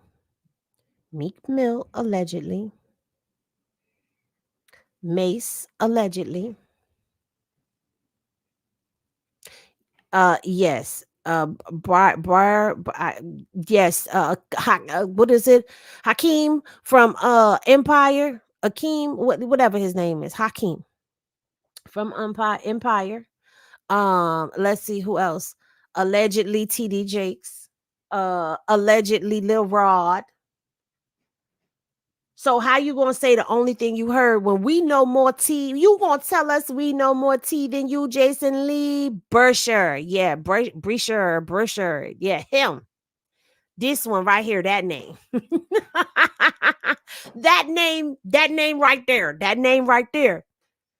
I heard this one, but I don't want to say that out loud. I heard that one, but I don't think I believe that. Okay, not Breezy.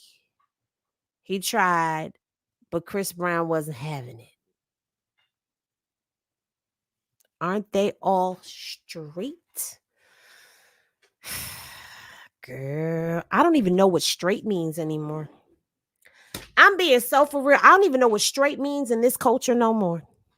Okay, that's my point. Yeah. Yes or no, if you had to. Well, I can't say I know he's bisexual because I personally have not been involved with him like that. Like, we're not close like that. No, I know that. Yeah. I mean, he's never done nothing, no approach to me. But we all know, right? I mean, we've all heard. Now, Diddy bisexual. But do you know somebody that he slept with? I mean, we saw him try to hit Fabulous. Oh, when he yes, said, we did. Yo, let's party, bro. We been and live together, boo. Yeah, nah, Playboy, me and you, party. Yeah. Right? Now, and you forgot an important part, Wack. He said, I love it when you call me daddy. I love it when you call me daddy. I love it when you call me Benny Lou. Today, and there's nothing wrong with Diddy being bisexual. That's who he is. That's who you are. That's who you are. It's your thing. The women still gonna love him. Right. He's still brother love. He just loves everybody. Right. Allegedly. Right. Allegedly. We have to drop allegedly. We have to drop an allegedly. What, loving everybody? What's wrong with that? He did change his name to Love. Brother love. Right. How you gonna say allegedly? We got court documents, but I'm gonna say allegedly too. Everything is allegedly according to what has been alleged. Okay, all right. Right. So what I'm saying is, if Diddy would have came up from the beginning, be like, look, I'm being extorted. I'm bisexual. I'm part of the community. People know that I didn't want this to come out because of who I am and this, that. Boom, boom, boom. The community would have stood with him. People would have stopped attacking him. Now this dude, the John, Lil Rod, Lil Rod, he on some bullshit. Yeah. Right? Lil Rod, he bisexual too, right? Allegedly. Okay, let's be real. Yeah. You own there as a producer. As a producer, he was in every room with everything happening. He saw everything. In his mind, nigga, I've got 9 songs. I'm about to make 10 million, right? Okay, so now you in there. You get groped. But the next day you show up. You get groped again. You show up the next day. All right, y'all go to the goddamn strip club. He sent a female back. You cool. You get groped again, but you get on the jet. You get groped again, and you go to the red carpet. Listen. I mean, listen, y'all know me. When they write, they write. And I'm sorry. These are the thoughts that we have all had. Like, you just kept going back to work. What you keep going back for?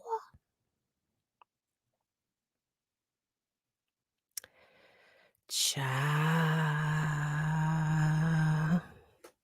I remember this. He tried to touch Mike Tyson's hand on the slide, and Mike politely moved his hand and gave him body language that made Diddy look like, yeah, he lost his soul. Right? I mean, we don't like, but he right. Even cool. Album drop doesn't do too well. There's 23,000 copies, right? Boom. Hey, Diddy, I need $250,000. I'll take it. He'd have been groped, touched, earlobes rubbed, all kind of shit for 8 months, right? According to the court paper. I'm sorry, I gotta laugh. I have to laugh because that was the other one I was trying to think of. Thank you, Natasha. Christopher Williams, allegedly. He said, you done been touched, groped, and earlobes rubbed. Now, I'm not laughing at a victim. I'm not laughing at the victim. But I'm sorry, that was hilarious to hear said. You done been touched, groped, and earlobes rubbed. Child, I'm done. She said, what did Denzel Washington say? Let me get out of here before the devil. Michelle, knock it off. Knock it off. No, we're not going there. The album didn't do good, and Diddy didn't want to give him $250,000, right? Oh, he touched me. Well, he touched your ass when you kept coming back, right? Okay? See, when you touch a heterosexual man right there on the spot, it's a problem. That man knows and understands. I've seen people in prison get raped. I've heard them get raped, taken advantage of, and the next morning come out, get a weight or a knife, and bust that man upside the head. We don't consider that man, that man, he was a little dude, took advantage of him. But then I've seen people where it happened, and then next thing you know, he's wearing lipstick, and he's walking around, and he's switching, and all like, so like, do you think if Lil Rob would have got the money, he would have told the world? Of course not, but it's almost like Cassie got the money and didn't tell the world. If he wouldn't have told the world, right, do you think he would have went back to the studio with Diddy again?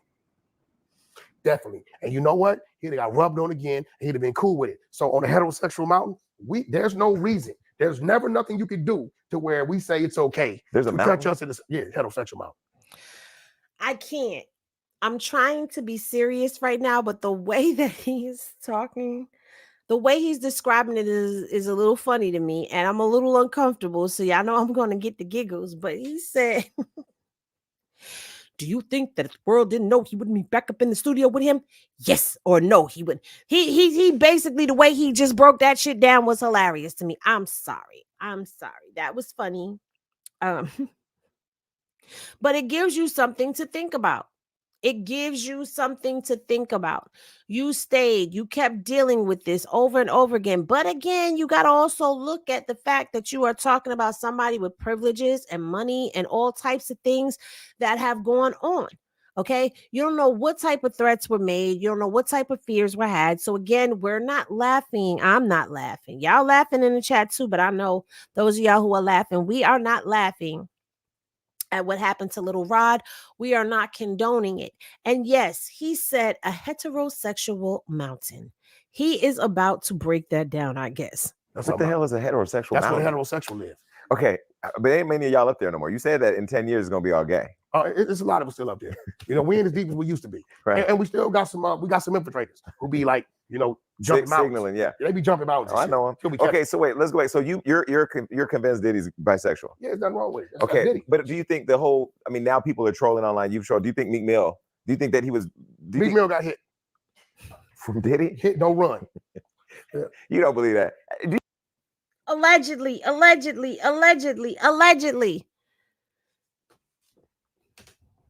This channel and its content are protected by and operate underneath the guise of the Fair Use Act.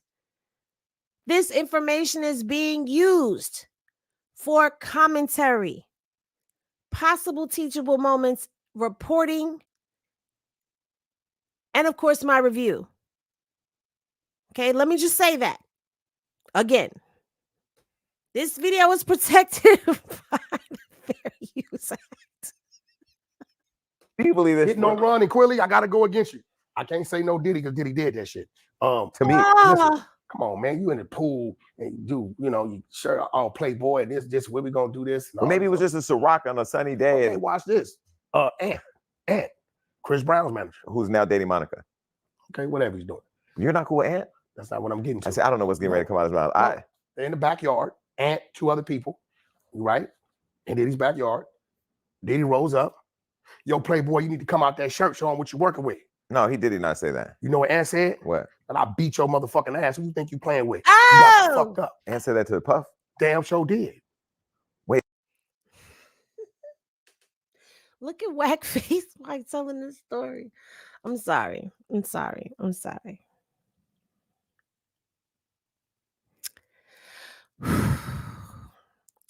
So allegedly, Diddy was trying to press up on Monica's husband, and Monica's husband was not having it, okay?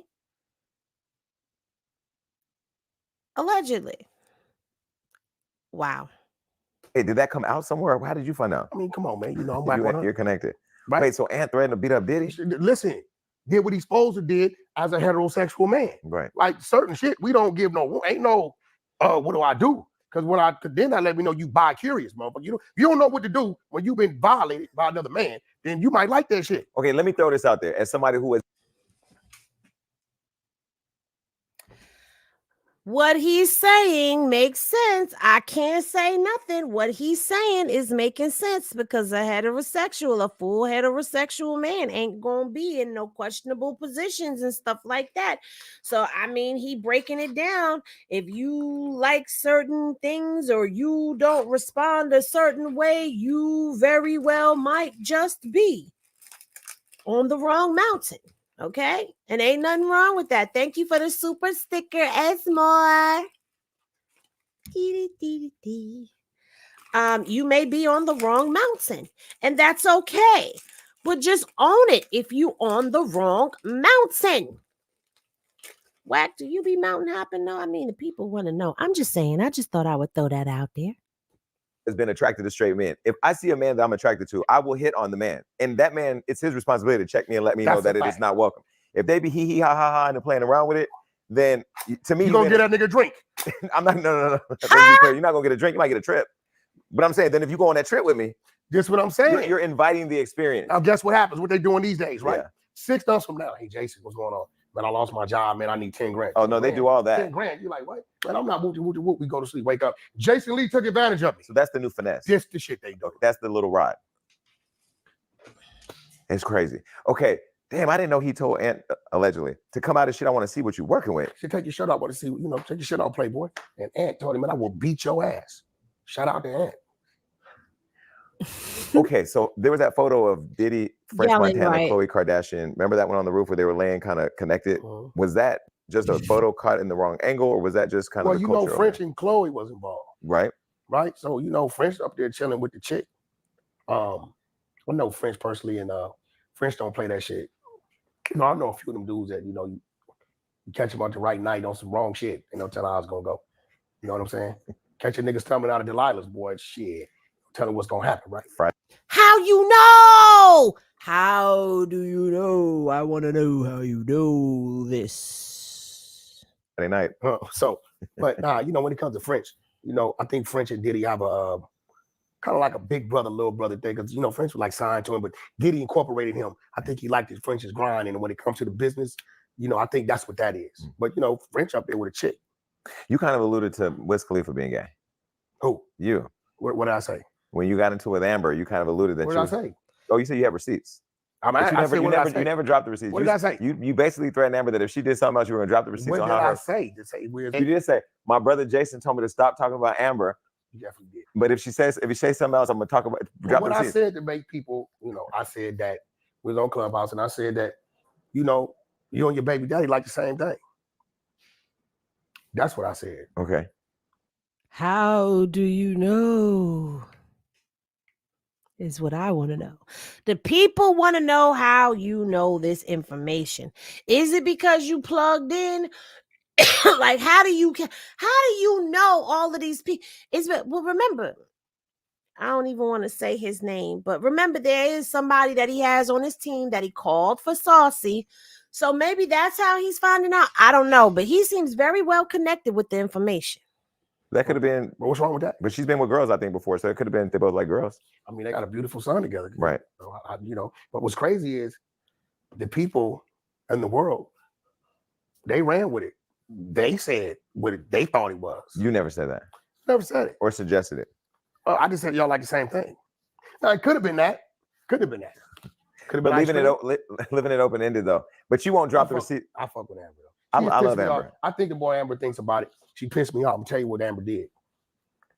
Amber went against the grain for somebody that she knows if it was a reverse opposite, I wouldn't have did her like that. Mm-hmm. If anything, I'd have just kind of removed everybody. So, but I fuck with Amber. Amber's good people. She's all right.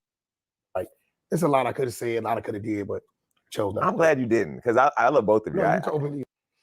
So that's it for the Diddy portion of Wack100's interview. Now, my thing with all of this is this. Wack, yes, this right here. You play too much. You play too much, sir. Okay. Henny, are you going to load this? I have to come back. The little one is in the tub, fully clothed, shoes and all.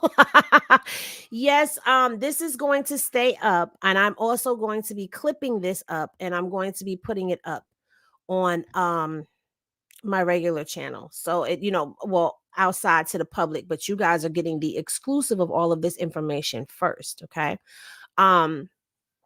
Here's my thing. He said a lot about a lot of people over the years. And one of the things that Wack100 is very good at is Wack100 is very good at outing somebody. Now he did, and I do remember because I watched that Amber Rose. Well, actually, he said it on Adam 22.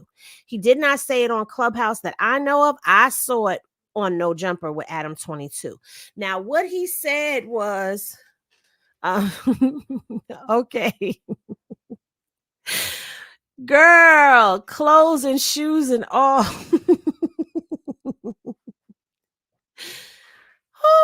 Okay, so I did watch the Adam 22 video that Wack100 did with Amber Rose. Now, I did not see it on Clubhouse, but I know that they had an incident on Clubhouse where Amber took a stance with somebody against Wack. And Wack did say that her baby daddy, I don't think he said it in that interview. Now that I think about it, I don't know. But he did say something to the effects of Wiz Khalifa and her like the same thing. But he never said that Wiz Khalifa was a Fruity Loop. He never said that. He did say that they like the same thing. So it could very well mean that they both like females, but at the same time, you put something out there that was open-ended and open to interpretation, and that was not right. But you see how he lashes out at people when people do not adhere to what Wack100 wants them to do? Now, I give him his props because he is a very smart businessman. I watched the whole interview. I know where he talked about the incredible diapers thing. I know he said it on the Nick Cannon interview as well. So it was just a refresher about how he came up with incredible diapers. The story is really dope. If you want to go check it out, it is on the Jason Lee interview. And I suggest you go check it out, because then you get to see who Cash Jones is. And he breaks down who Cash Jones, Wack100, and Wack is. And what we get to see a lot of is Wack100 doing Wack crap all over the internet. I will say this. I watched this whole thing, and up until he started kind of like Jason Lee started it. But I liked this interview because it was not that yelling and hooping and hollering type of interview that he normally does, like what he does on Clubhouse. He was very well you see it's a different type of energy that he was on that he did not bring to this Jason Lee interview. I feel like he needs to show more of this side of him. He needs to show more of his business side of him. But he also said that the reason why he does not show his business side very often is because he likes the element of surprise when he walks in a room, because they think they're going to get Wack100, the internet person, or Wack, the gangster, but they actually end up meeting Cash Jones, which always takes people by surprise. But I would like to see Cash Jones in action just once, so that we could see what he's like as a businessman. I do give him his props. I do think that Blueface learned a lot of things from him already since being underneath him. I think Blueface watched stuff, absorbed what he was putting out there, what he was around, like a sponge. But we all know that Wack also does deal in shady business, because y'all know I have posted about Wack's shady business dealings on this channel. So y'all will not be surprised to hear that he is moving stuff around for people, because that is what he does. Now, does that mean that I am team Wack100? No, I am not. I will never be. I do not like the way that he conducts himself, and he plays around with people and plays in their face and does all of this exposing, yet he does not expose himself. I don't like the way that he agrees to bullying a woman and a child. Now, while he has been very quiet in the Clubhouse streets and all of that about Chrisean, least not forget that this is the same man that was bullying Chrisean at one particular point in time. Okay. And in this interview that goes on, while he admits to the fact that Blueface loves Chrisean, he is in love with Chrisean, he has said this multiple times, as I said before. But Jason Lee gets really messy, okay, and brings up the whole incident of the alleged setup, okay, with Chrisean. I did not appreciate that, did not like that. But we're going to watch the whole portion of the interview, and I'm going to give you my 1-2 and my thug thizzle on that. So let's get into Wack100 admitting that Blueface loves Chrisean. Relationship somewhere, because he needs peace at some point. Because that what he was in is, I mean, them at the house with all the dishes breaking, the kid in the car with no car seat. I mean, like some point, you have a Jonathan Porter who has a mom who's out there. Yeah, bro, you got your recordings just got better. Hold on, because I had this at the perfect place. I don't understand what happened.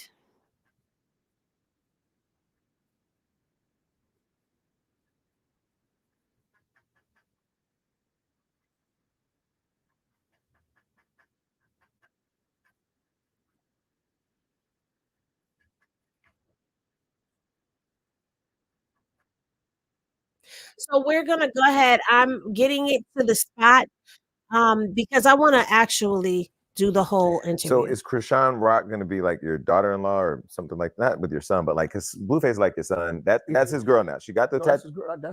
That is his girl. That's who she is. Face is tatted on her face now. She followed him on Instagram. He followed her. That man is in love with that girl. Definitely. I don't fight that. Is it in love or just like he's obsessed? No, he's in love with her. Listen, I argue with his mother every day. I'm like, yo, he's in love with her. Leave him alone. Mm-hmm. Right? I deal with her as less as possible because I understand who she is and where she comes from. And it's probably going to take Chrisean to be damn near 35 or 38 before she kind of like is somebody that you can deal with. Mm-hmm. Now, I don't think it's going to take Chrisean that long. I don't think that it's going to take Chrisean to be 35, 38 to be somebody that people can deal with, because people can deal with her now. Chrisean does have a lot of growing to do. She's still in her early 20s. Like I said on my IG live yesterday, in our 20s, we've all been disrespectful. In our 20s, we've all been more immature than we are when we hit our 30s, when we hit our 40s, when we hit our 50s. Okay. She's had some real life major changes. And one of those major changes that have happened in her life is her son. Now, I know I'm going to probably catch some ridicule when I say this, but if you do honestly move beyond the veil of hate, you will see that there is a different energy inside of Chrisean that is moving. Okay. While people are online ridiculing her, constantly dragging her innocent baby, talking about its awareness, but you're making all types of accusations up. You're down here Googling who her doctor is. You're trying to say that this is wrong, that is wrong, that is wrong. This girl has maintained an air of grace. She has maintained an air of silence. She has maintained in a way that she would not have maintained if this was last year. Not even last year, because she was pregnant, but she still was acting out like Chrisean was still a rebel. Chrisean would have been on this internet cursing people out left and right, going live. She would have been airing everything out that was going on. Chrisean has calmed down. And if you look at videos of her and Junior, you see how much she loves her son. You see that she's pouring love into her son. So the fact that people are talking about she's a horrible mother, how could she be a horrible mother when we have heard this baby say night, night? Thank you, God. And it sounded like he was trying to say, I love you earlier. So while you're focusing on things like he's not sitting up, while you're focusing on things of he's not doing this and he's not doing that, why don't you focus on the fact that an 8-month-old baby is forming mini sentences? He's not saying mama, dada, baba, goo goo gaga. He's saying, thank you, God. Thank you, God. 3 words. Night, night.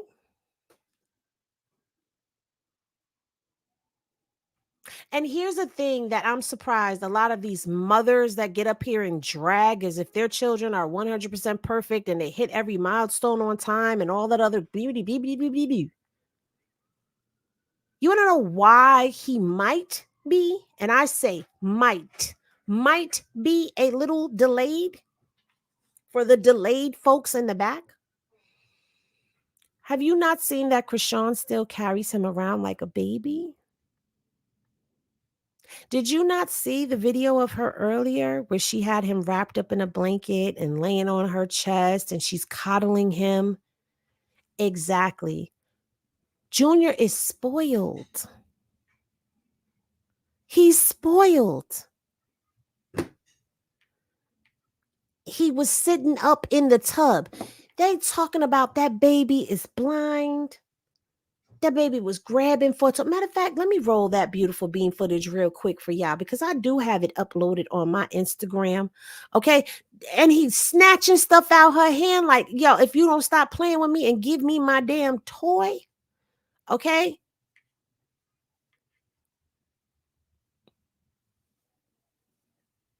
Hold on, because the metaverse is being a butt.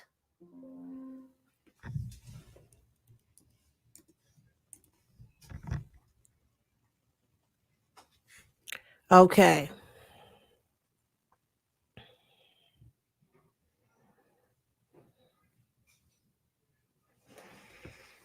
I don't have my phone to get my code.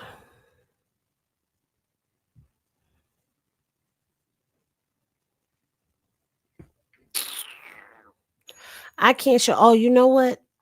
Let me see.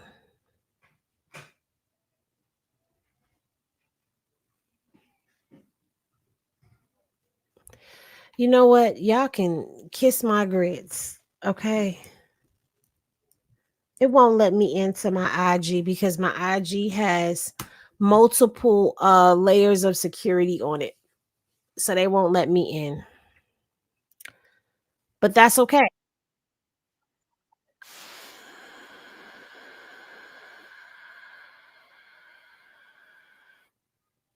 Okay, so what I'm doing is I'm pulling the video. If TikTok will allow me to.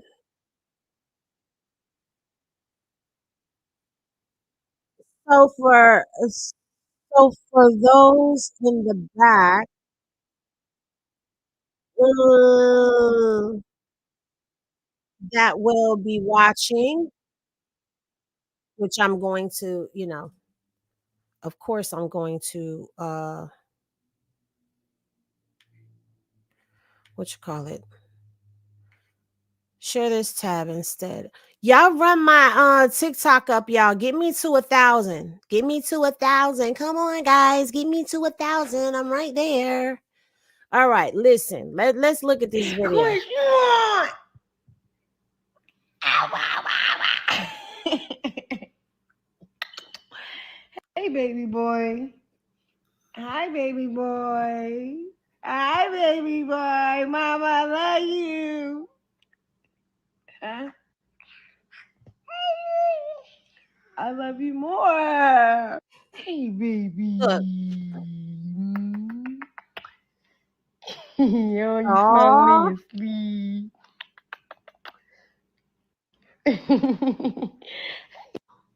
Chrisean! Now, Ow, ow, ow, ow. do y'all see how she had him wrapped up and bundled up?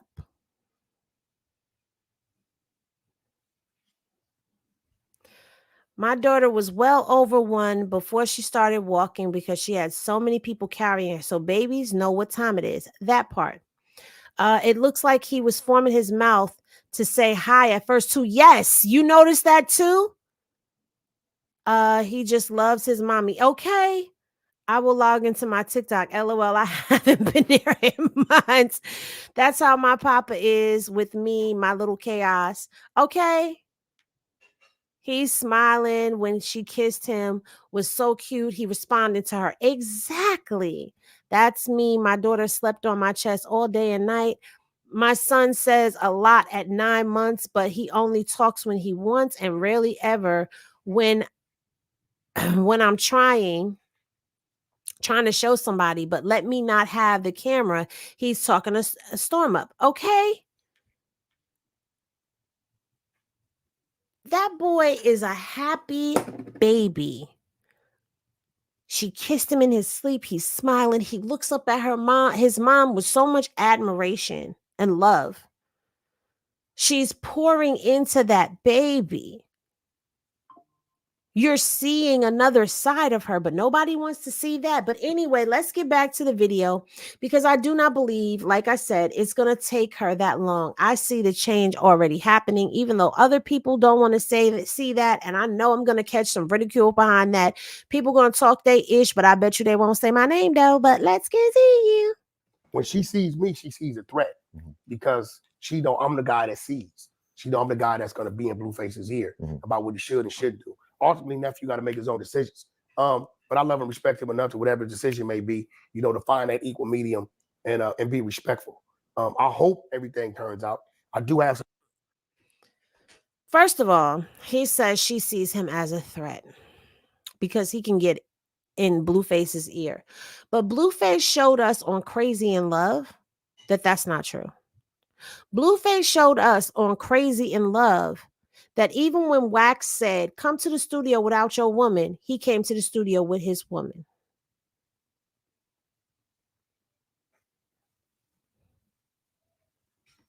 Some concerns.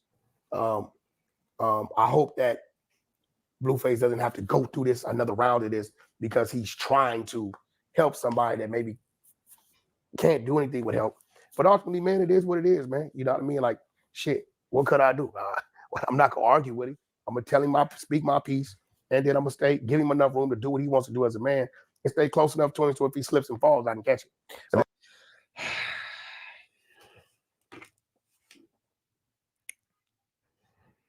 he was doing so good, wasn't he, y'all? He wasn't talking about her. He wasn't running a name in the ground. He wasn't doing none of that. He was doing so good. Then you get on Jason Lee and you making it seem like it's about to be whatever. You acting like Blueface don't play a part in none of this.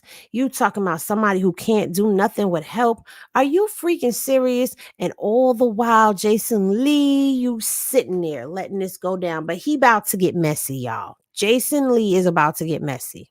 All I can do. I think you said that she tried to set him up. Definitely, yeah. Definitely. To have him robbed. Robbing some other shit. But do you believe that, or it actually happened? No, I got all the messages. And so you told him that? Yeah, showed it to him. And does he believe that? He read it. He read the locations, the other locations, what to do, how to do it, descriptions of where shit was and how to come in. That's what I'm saying. Like, you know, all you can do is put it in front of them. What they choose to do with it, you know what I mean? I wasn't gonna violate him. You know, the old me, I wouldn't have showed him nothing. I would just looked at it, we'd have reacted to it. Now, he making my eyebrows itch, y'all. The old you would have just reacted to it. Oh, here he come with the water. My mans, you want to be respectful? How have you been respectful when we've seen you trying to put her out of his house, being disrespectful? We heard you make a threat when you said you a long way from home. That's a threat. That's a threat.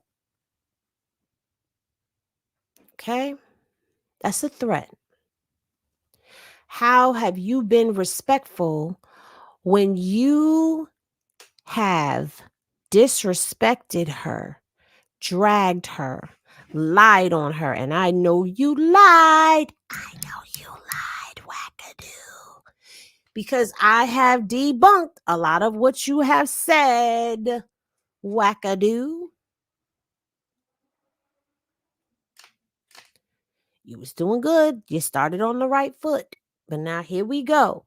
But at this point in time in the interview, I have to blame Jason Lee for this because he asked the question and opened the door.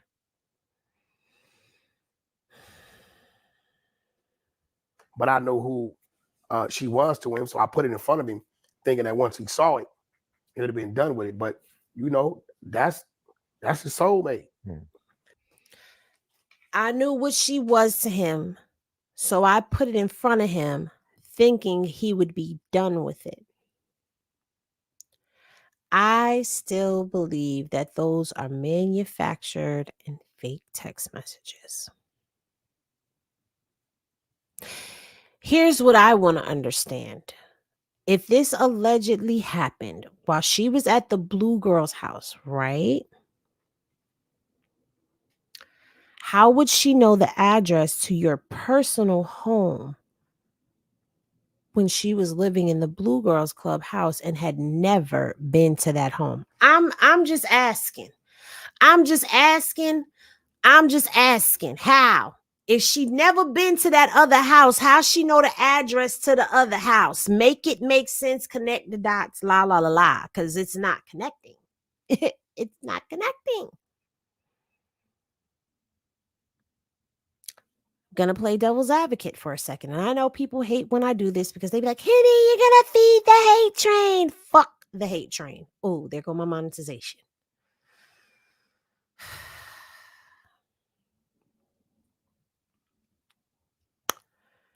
If, capital IF, underline exclamation point, if Chrisean would have sent those text messages, would you blame her? She just lost her tooth over a ninja that she was not sleeping with. A ninja whose baby mama ran down on her with his sister and caused her to flee, hit her tooth on the horse and lose her tooth and run all the way to Jay's house half naked.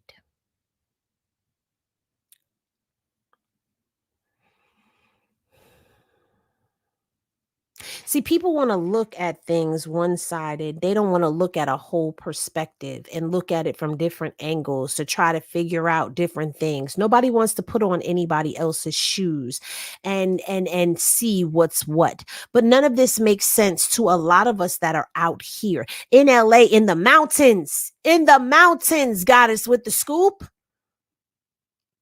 Exactly, Mary. Regardless to what happened, Blue obviously don't care. So why he's still talking about it? Why are we still bringing it up? They have a whole baby, and this is 4 years later. 4 years later. Why are we still talking about this? 4 or 3, it doesn't even matter.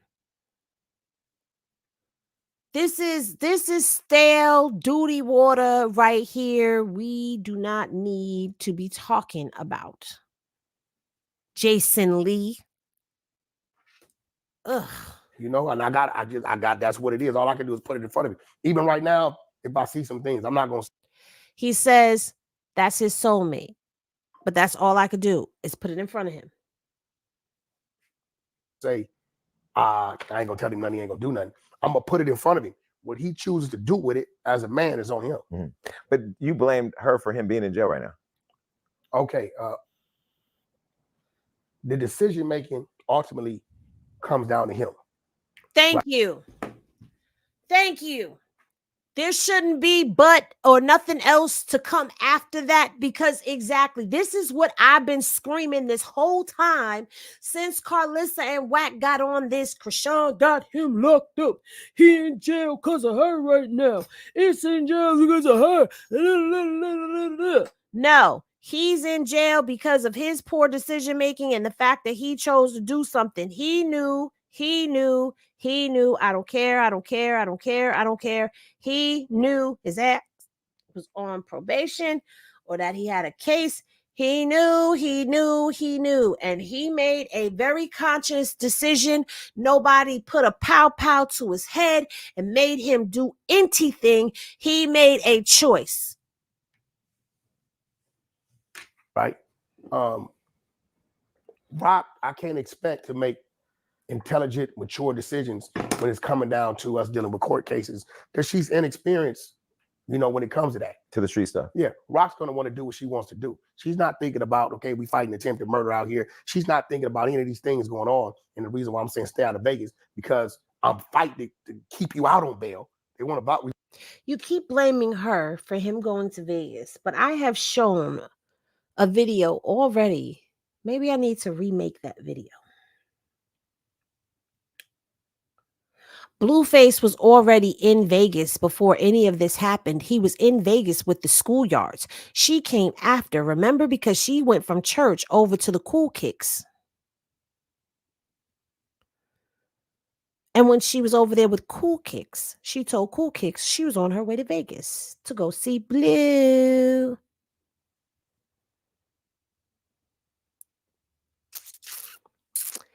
This right here. It wasn't her probation. Ninja even said Wack ain't gonna tell me ish.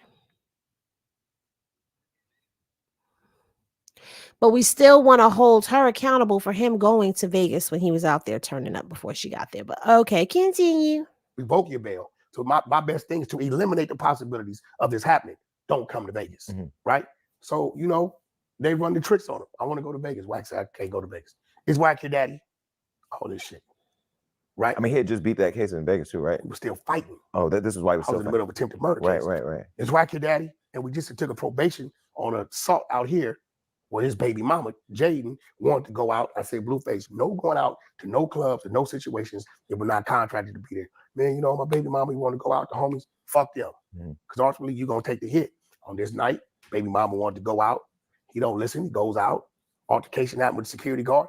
Boom, we got an assault case. Okay, now Vegas. Don't come back to Vegas. We fighting the case, right? He tells her. Wack said, Wack your daddy. What do you mean? Okay, let's go. Goes to Vegas. Gets to the Palms. Fan says, Rock, we love you. I seen the tapes. Fucking crazy.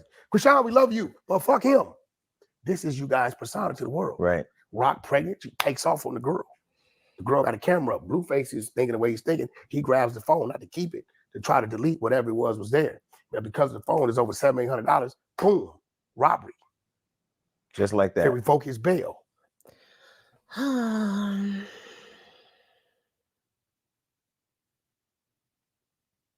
Sorry, y'all. I nodded real quick because I'm bored by that. He was with Jaden when he caught the case that originally was happening. Yeah, so when he went down to the Palms and he invited Rock down there with him, you say you've seen the video. Why we ain't seen the video yet?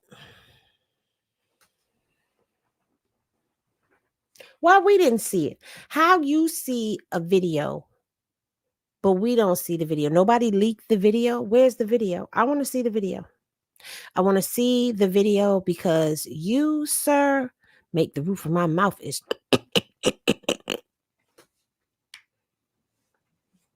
I'll get him out on bail, house arrest, has to stay in Vegas. So now we footing another bill. I got to go get a house. I got to do all this shit, right? I get it played up from a felony robbery to a misdemeanor, right? Hoping that LA County gives us amnesty. But we got 4 years joint suspension in LA County. This is like babysitting, and I mean, this is attempted murder was done prior to the joint suspension, but this shit with Rock violates LA County. So now we come back to LA County in July. I got my attorney putting it off. Well, you violated joint suspension, 4 years. I do what I got to do, spend a little more money on my attorney. I get the 4 years mandatory, 300 days county time. And that's what he's serving now? What he's serving now. So when he gets out in July, is he done? He's still on probation. In Vegas? No, here. Okay. And Vegas. I got Vegas transferred to here. So he's on probation from 2 different states. Exactly. And what happens is he has a woman that does not understand law and does not respect the law. So she's still moving renegade. So either he's going to have to start removing himself. He's not going to do that.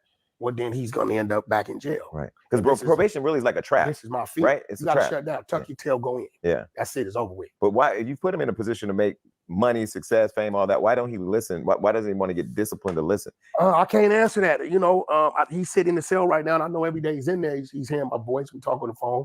And, you know, ultimately, you know, he understands. He hasn't cried and complained about his penalty. He stands a man in there.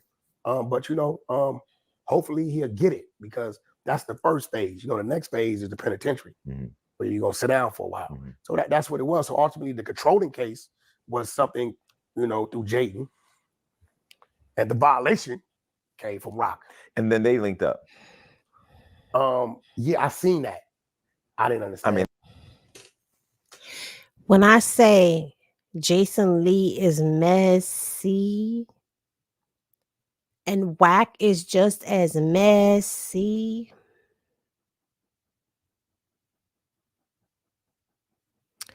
because you see how the first charge is with Jaden and the second charge is with Rock. The first charge was him outside being thuggish, ruggish bone out there, schoolyard crip dancing all over some security guard. The second charge was him snatching somebody's phone, okay, to delete footage that was there. Like, you started off so good. And that's how this interview continues to go. He starts off so good. And yes, Jason needs to be quiet because he's the one that's kicking up all this dust. Okay, he did that because T has been slow and he needs to bring Rock up to get our clicks. You are 1000% right, girl. We know that if you don't bring up Rock, you ain't getting no views. And I didn't understand that. I was in the bank when I saw that. I don't know what that is. I don't know. What is that? I don't know. That's you know everything. You gotta know it. Wait, for you to know everything. It's two things. It's either Blueface being a Mac, or it's either two women on some other shit. Right. I'm gonna go with two women on some other ish for 300, Alex. You know they linked up and were driving around the streets of Los Angeles on live. Wack, I think I called you. No, yeah. Did I call you? Yeah, you called me. I think I called Blueface too, but she had his phone. She had his phone. What is that? I don't. That's what I'm saying. saying. You need an intervention. You need Kayana or something. No, she had his phone, so I don't think that was Blueface move. Right. You know, I don't know. But did they trick him out his own bag? Because let me tell you something. Right now, the streets is quiet for everybody. When he's out, let's keep it real. Everybody was saying, Rock's the clout. I said, no, it takes Blueface. Rock's the clout. Rock, Blueface piggybacking off of Rock. Okay, Blueface been in jail. It's quiet. Without Blueface, it don't happen. I went on, you know, I'm running for. No, it's quiet. Chrisean ain't saying nothing, ain't doing nothing, ain't been in the mix of nothing. She ain't mixy, okay? She's not doing anything. She's sat down because he sat down. Jaden keep going. She's going, but ain't no motion. I'm not being funny. I'm not hating. I'm not dragging. I'm not doing any of that.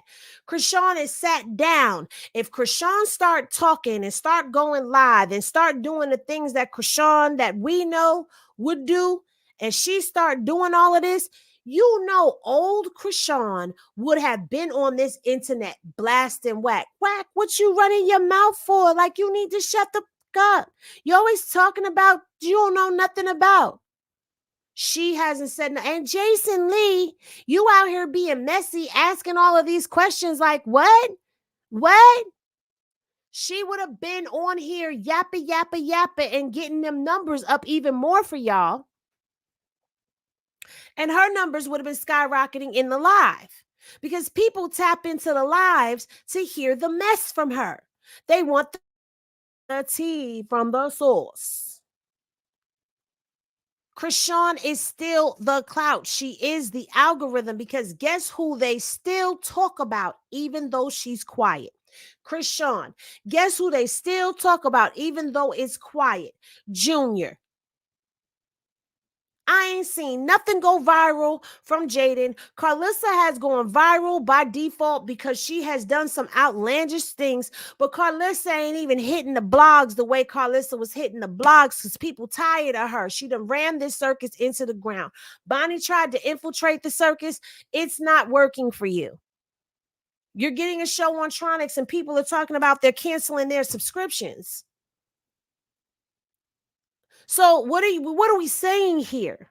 What are we really saying here? But I told y'all over there on IG Live, I said this was all a plot and plan to bring Blueface's clout back up because the narrative is going to be Blueface is the clout and Chrisean needed him.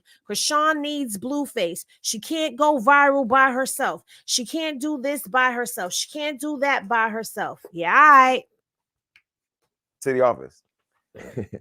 I went on Twitter and I said, free Blueface. And he's talking about free in the crib because my day job is boring with that man in jail. I need him out. So we have things to talk about. And I really feel like he's that glue. And I don't know if because I was checking on him and I felt like he was kind of spinning out because he was following all of what they were doing. We're really like, you're the ringleader in all of this thing moving. If he would just listen and lock into what he was doing. You know, he's real talented. He's favored by somebody. Because this boy get 50 lives. I mean, I didn't beat like 6-7 cases, man. Some serious shit. Yeah. Freeway shootings. They find the guns and shit. I mean, we done done 2-3 gun cases assaults. He told the stories here. Shooting at the gas station. I done beat all kind of shit. But you know, with artists, it happens. When you get them, when it's early, they listen. They get a little money. They start having their own ideas about what they want to do, and they go out there on you. You know, and I know what's gonna happen, so I don't get mad about it. You know, I stay where I can see them, and they want to be their own boss and want to navigate their own shit, but they also still want you there in case they need you. Right. So when it comes to this, the business is mixed with pleasure and personal, and we know that's a dangerous game. So it's kind of like there's only so much I can say to him because that's his woman.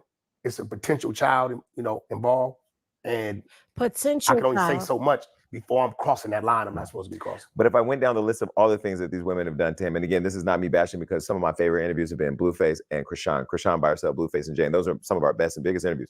I love all these people, but Chrisean tried to say he was gay. That wasn't true. Then there's the setup of the home invasion or whatever that you put out. There's then Jaden linking up with the ex. It's just list after list after list. At what point does he go, this is just not healthy for me? I hate to say it, but I think nephew like that shit. Has to. Nephew like that shit. You know, that's his thing. You know, we all like what we like. So she said the kid wasn't his. He said he did a lie detector. Is it the son? That's his son. We want to do a real DNA. I think he's like, I don't know. Other gentleman in Baltimore is pretty adamant. You know, he's telling us things that he should know, time frames. So we know some involvement there. But I'm like this. If I would have ever told my baby mama, kid ain't mine, I want a blood test, she would have hurried up and did it. Mm-hmm.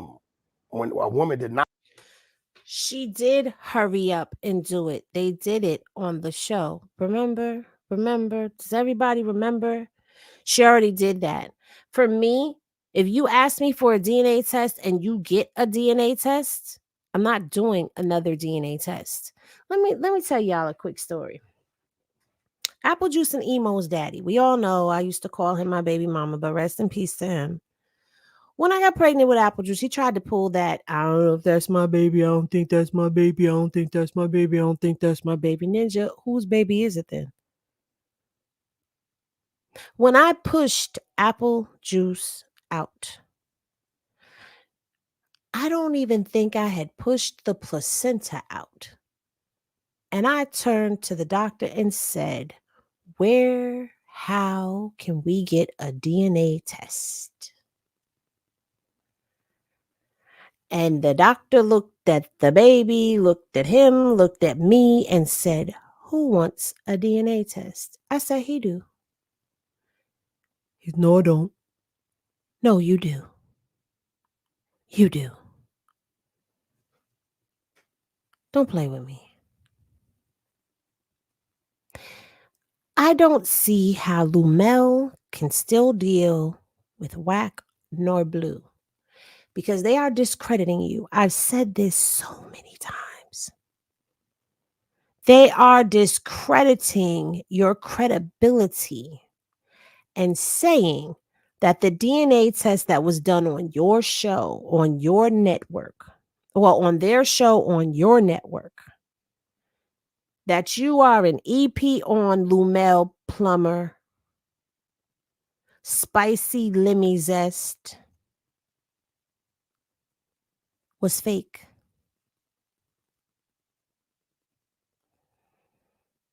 And you ain't said not one word, and you still been in rooms with them, and you still gave Blueface a show. You still.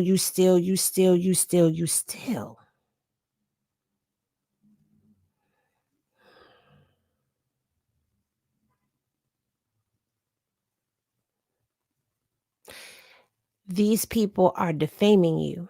You need to say something, Lemmy, but it's already come to the attention that you are not going to say a word as these people continue to defame you. But I mean, hey, your network is going down in the dumps in flames anyway, because I've noticed that anybody that has done anything against Chrisean, they're going down. But let's continue. I shoot that and say, no, I'm not doing it. It leaves you room to, like, why? You know what I mean? So is it possible to be Blueface? Yes. Is it possible it's not? Yes. So until we get the actual DNA test, come on.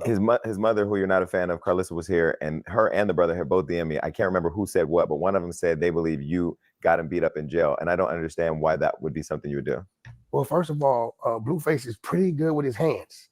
I called his mother, right, and told his mother, because the attorney called me, hey, Blueface is in the hole. He got to fight. This is it. She started hollering and screaming and shit. I said, what's wrong? Then she told the other son, they attacking my baby.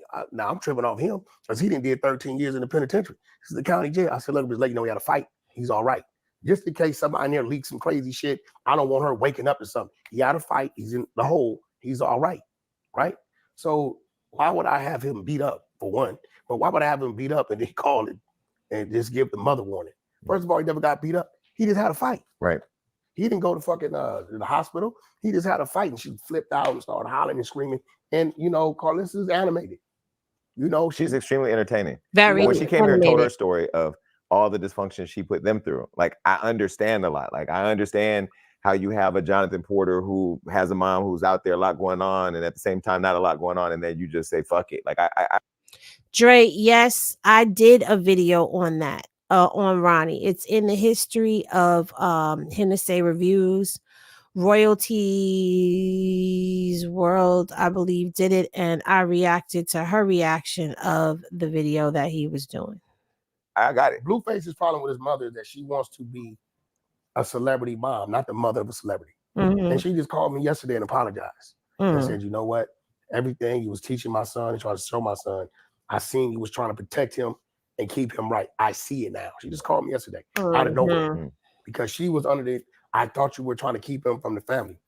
His family is his family. But I'm going to tell him if I foresee a wreck coming in with his business, when it has anything to do with anybody, me, his family, whoever. And everything I warned him about, she said it happened with us.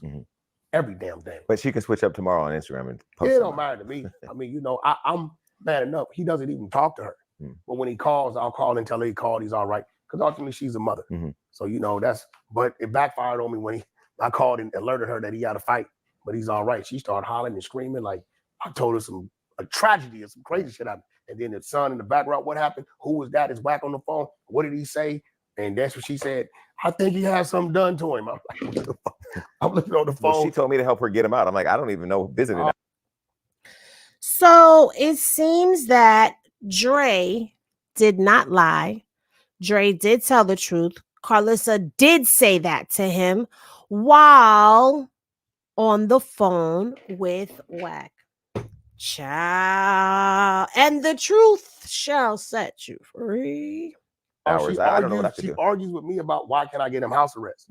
He's had all of these things and have violated all of these things. Right. And is at the point now to where we're still trying to keep him from going to prison. Yeah. Right. So, you know, which is coming if all of that circus keeps going. She still blames me right now today. She says that, you know, I'm supposed to be able to get him out, get him house arrest. I said, you've seen me get him out and get him house arrest a few times. That's not an option. Right. Nope. Okay, so they were on the Zeus network. They had a show, Crazy in Love. Why don't you just tell them, look, if you want both of these women, why don't we create a show called Crazy in Love 2, TOO, with the three of them, and then just go have your real relationship somewhere, because he needs peace at some point. Because what he was in is, I mean, them at the house with all the dishes breaking, the kid in the car with no car seat. I mean, like at some point, the kid had a car seat, Jason. You seen the pops? Which one? Your team didn't give you that the other day when he didn't know that Chrisean's live was still on and he had her phone? He was not.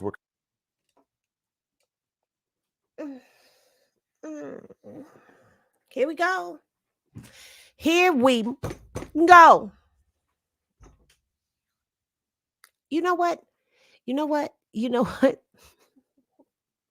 I don't even think I want to clip this video up. I think I just want to make it available to the public after. Because Jesus Christ, I can't take it.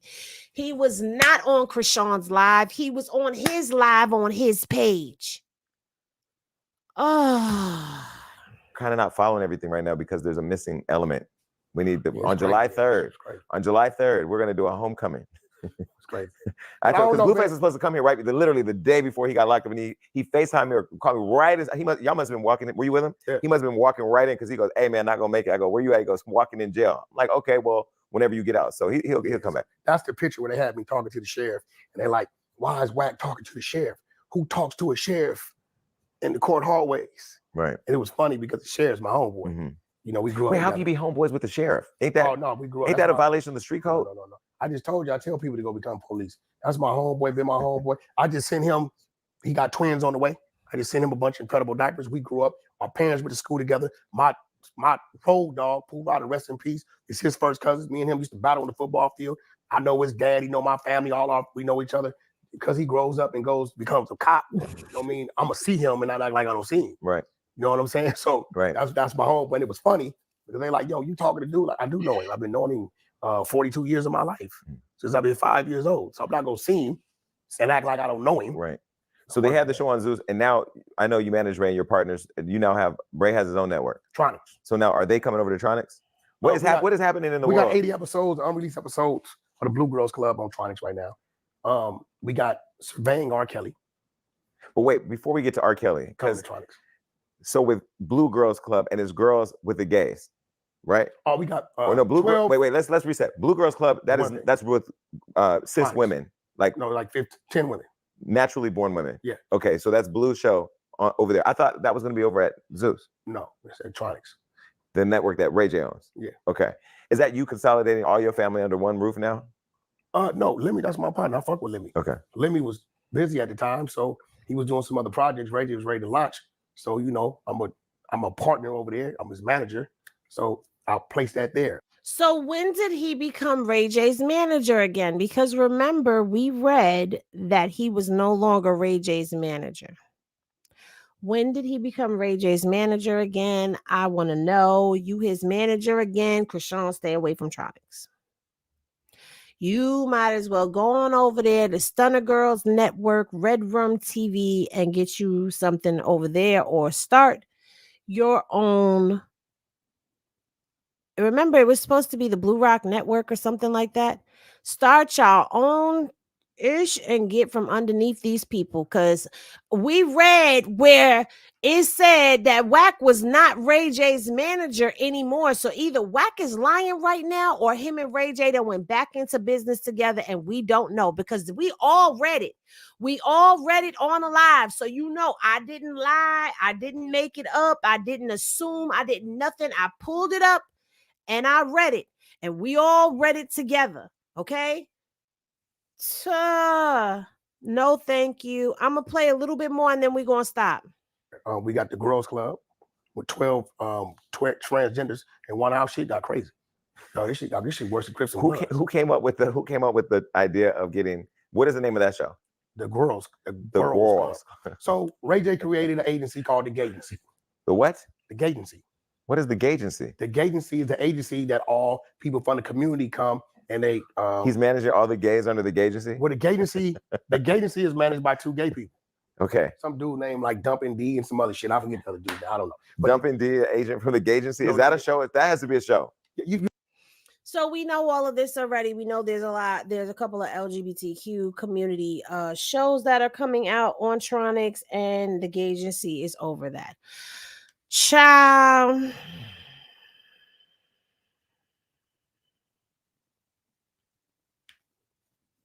Well, we've got our dose of duty water. Well, it is that time where we are going to say goodbye.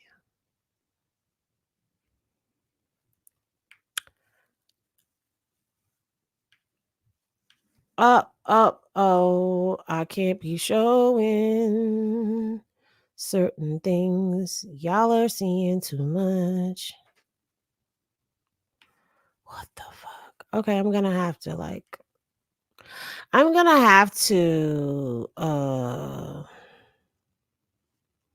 edit this out for real. Oh, y'all didn't see nothing, did y'all? Y'all saw something. I don't know. I don't care. At this point, like, Wack has irritated my soul in a way that could never be undone. So, oh my God, what are you doing, Henny? It's because I'm not used to having this shit in the tab. Okay, so it's already up. The watermark is up and it's stuck and it's up and it's stuck. Let me see how it's looking to y'all. Can y'all see that? Y'all can see it. Good. So what we have here is a proof of service of summons. What is a proof of service of summons? It is proof that Chrisean was indeed served. Okay. When was she served? It was served by a personal service. I personally delivered the documents listed in item 2 to the party or persons authorized to receive the service of process of party on 5/4/2024 at 5 p.m. So Chrisean was indeed served by James Wright on the 4th.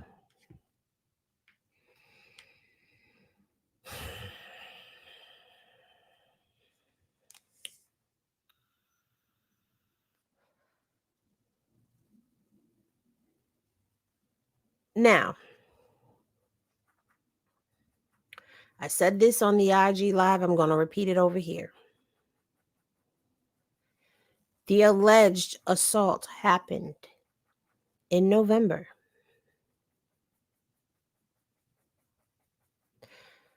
the alleged victim, James, did not file suit till February. And she was not served until May.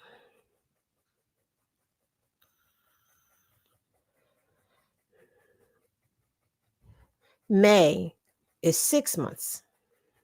Yes, Doretha, 6 months ago is when this happened, half a year ago.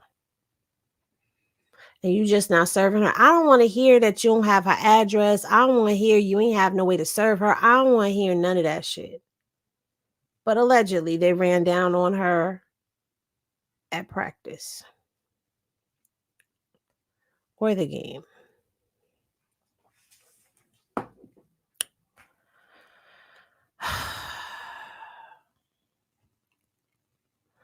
This is annoying. The fact that they're actually going forward with this. I want to see what LA is going to do. The state of Los Angeles is going to do, because he did not file his lawsuit until after the state picked the case up. But just because the state picked the case up does not mean that it's going to stick.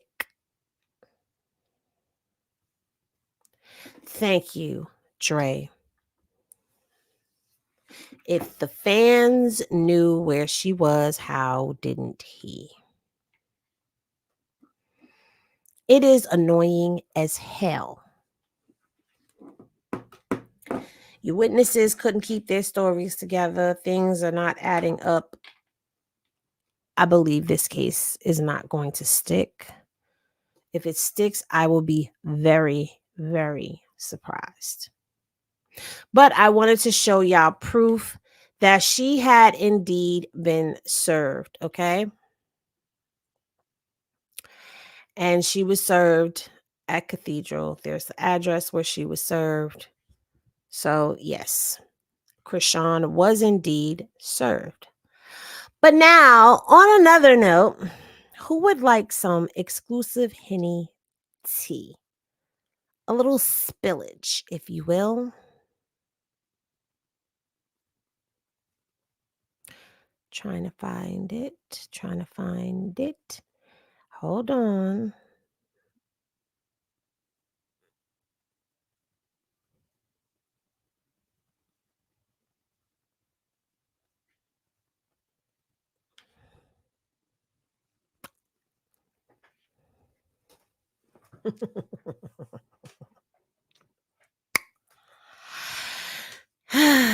Let's zoom in, because I want y'all to see this. Do y'all remember when Carlissa went live and said she had no evictions on her record? And I came and told y'all that she filed Chapter 7 bankruptcy, and that Chapter 7 bankruptcy was the cheapest way to file bankruptcy, and that at the time she said she was unemployed. Well, baby, you see what this say right here? Can I highlight it? No, I can't. But y'all see this right here? Housing evictions from the Warren Heights apartment. Defendant Carlissa Harvey. You are seeing this loud, live, and in color. And this is from Ohio. So while she may not have any evictions in LA, oh, she got an eviction in Ohio. Warren Apartments versus Carlissa Harvey. Okay.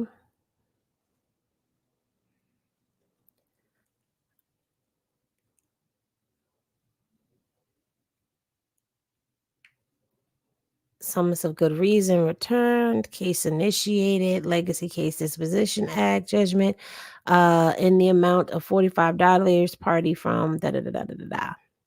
Now, Being that this says that it was $45, owed 70, paid 70, and all of that, and this says housing court, that's leading me to believe. Now, I'm assuming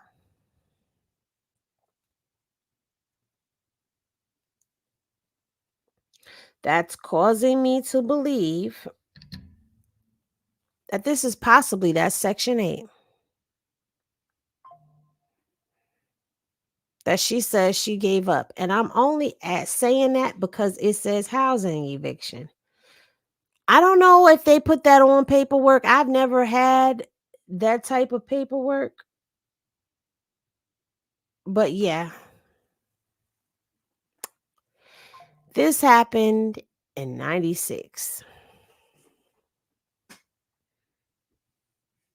My eye is burning right now. Sorry, y'all. But don't worry, because this tea right here, this tea ain't going public. This tea is exclusively for the Henny gang only.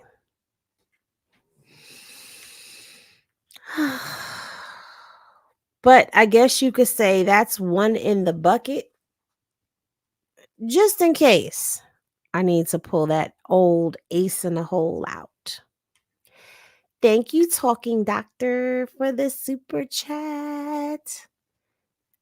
Thank you, Buttercup, for the super chat. Junior had a little Halloween costume. I bought him yesterday. Oh,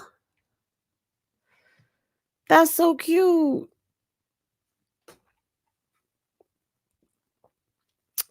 But you see, yes, Section 8 will take you to court. See, this is why it's good to be a Henny Gang member, because you never know when I'm going to show y'all something exclusive. That's exclusive Henny for y'all. Why you always lying? Why you always lying? Oh my God. Stop fucking lying.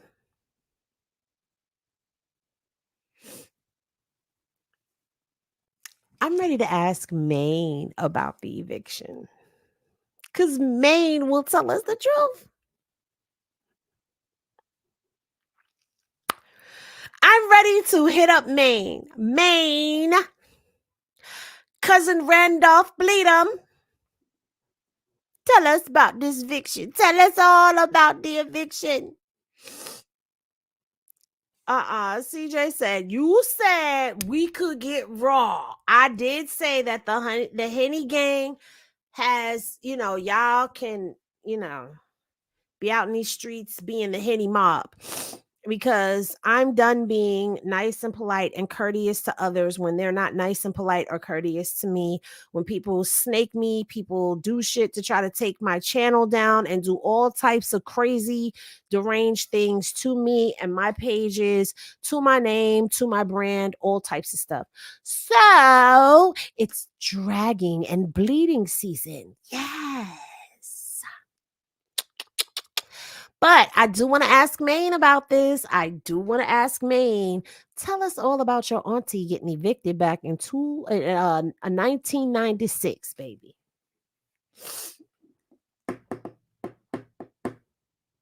Anywho, we have been on here for we've been on here for 2 hours and 36 minutes, and y'all are the bomb. Were y'all entertained? Do y'all enjoy having these lives? Because y'all get to see it first. No, I didn't see your comment about Carlissa Dre. Let me see. Hold on. He said, Carlissa wants you to interview her daddy, Henny. She said it in her story. No, she didn't. No, she didn't. Somebody go check Carlissa's story and tell me if she said she want Henny to interview her daddy. I know she said that her daddy is open to do interviews, whatever.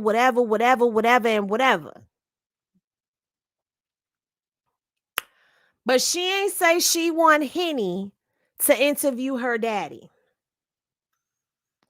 Natasha said, we blocked. She said we blocked. Yeah, she said, wait, what?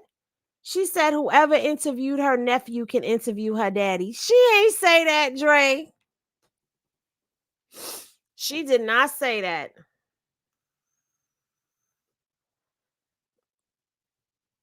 Don't do it. No favors for her. What am I going to become? The Sid Sox interviewer?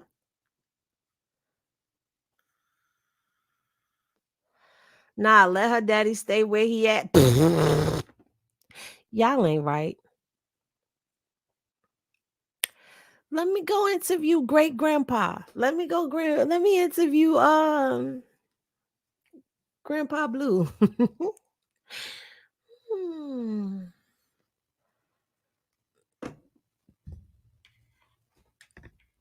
Interview the mama. She ain't gonna come sit down with me. She said any blogger that wants her to interview him, that interviewed her nephew, or wanted to interview her sister.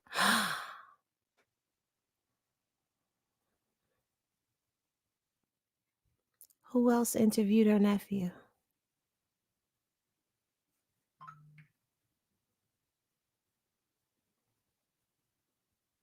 Not Papa Blue. Not. I do want to interview Papa Blue. I would rather Papa Blue over Grandpa Blue.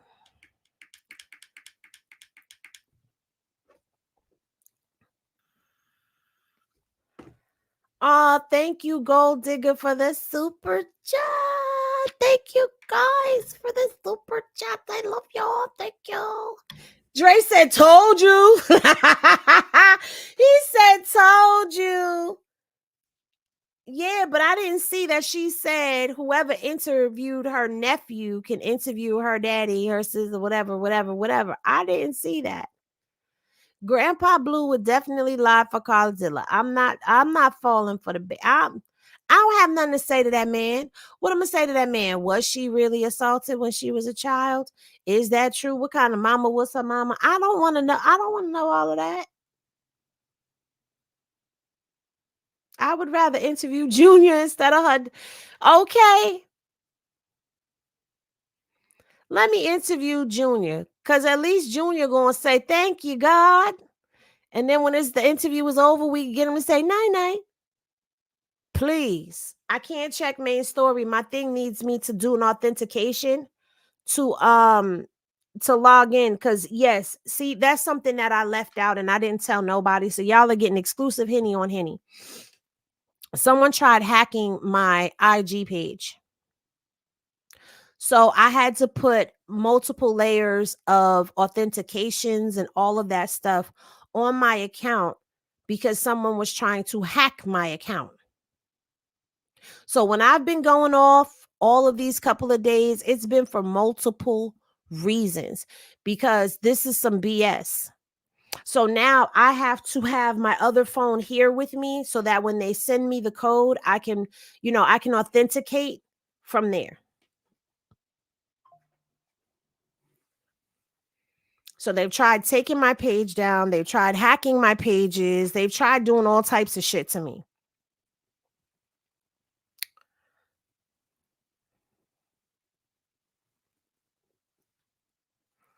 So yeah, when I was going off for a whole ass reason. I was popping my shit because it was for a whole ass reason.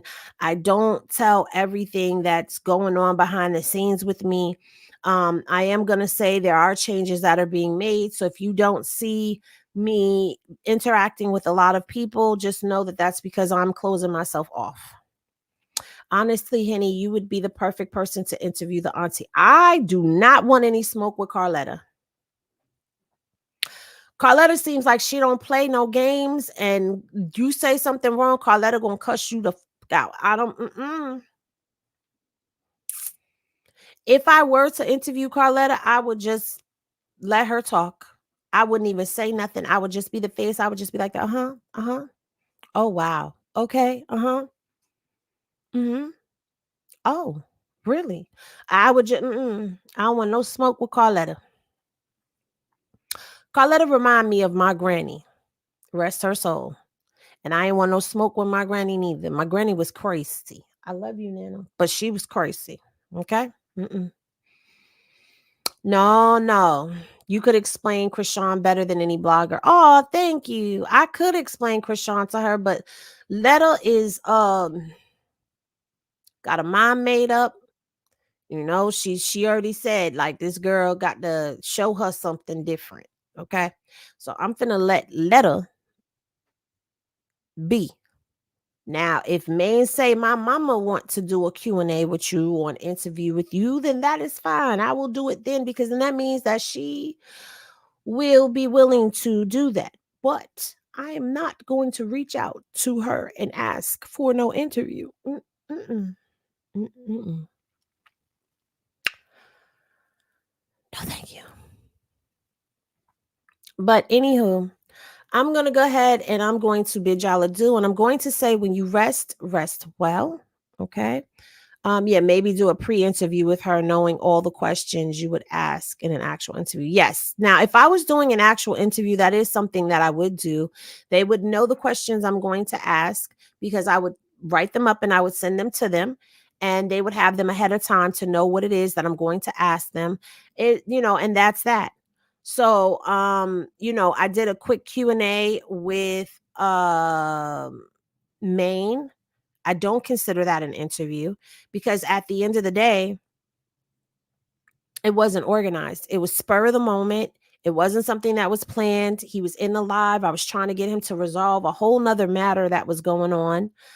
And yeah, it ended up turning into the interview.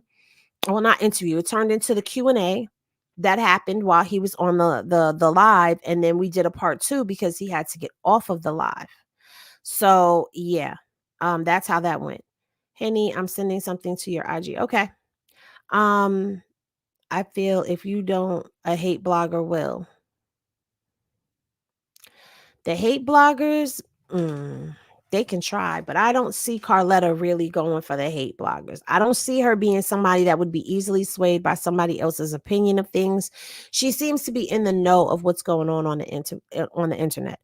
I would like to interview Papa Blue, because there's a lot of things that have been said about him. There's a lot of things that, have been put out there about him that I feel like he needs an opportunity to be able to clear his name. But I have not hit Papa Blue up. I don't even know if Papa Blue is interested in anything like that right now. Maybe I will. Maybe you guys can slide in his inbox and be like, Papa Blue, do an interview with Henny. Like, I don't know. Like, but let me not say that, because I was already accused of sending the Henny gang to go after Maine, and that wasn't even the truth. Like, that wasn't the case. I didn't send y'all nowhere. Y'all did shit on y'all own. Okay. Y'all did that on y'all own. He will interview with you. Try it. That would be a great interview. It would. It really would, because he can give insight into a lot of stuff. He could talk about what the dynamic was with him and Carlissa when they were married, what caused the divorce. How was he in Blue's relationship growing up? Was he an absentee father? Was he really there? What is fact or fiction that Carlissa has said? He can do all of those things. What do you see? How is Junior? And how was your relationship with Chrisean? And how was your relationship with Jaden? And da. Do you think that you can help to unite these two women? And I have good questions to ask Papa Blue. And I think that he would be great at it. Because he would be poised, he would be poised. He wouldn't be rowdy, rambunctious, ready to snap my head off or any of those things. But I definitely would love to interview Papa Blue.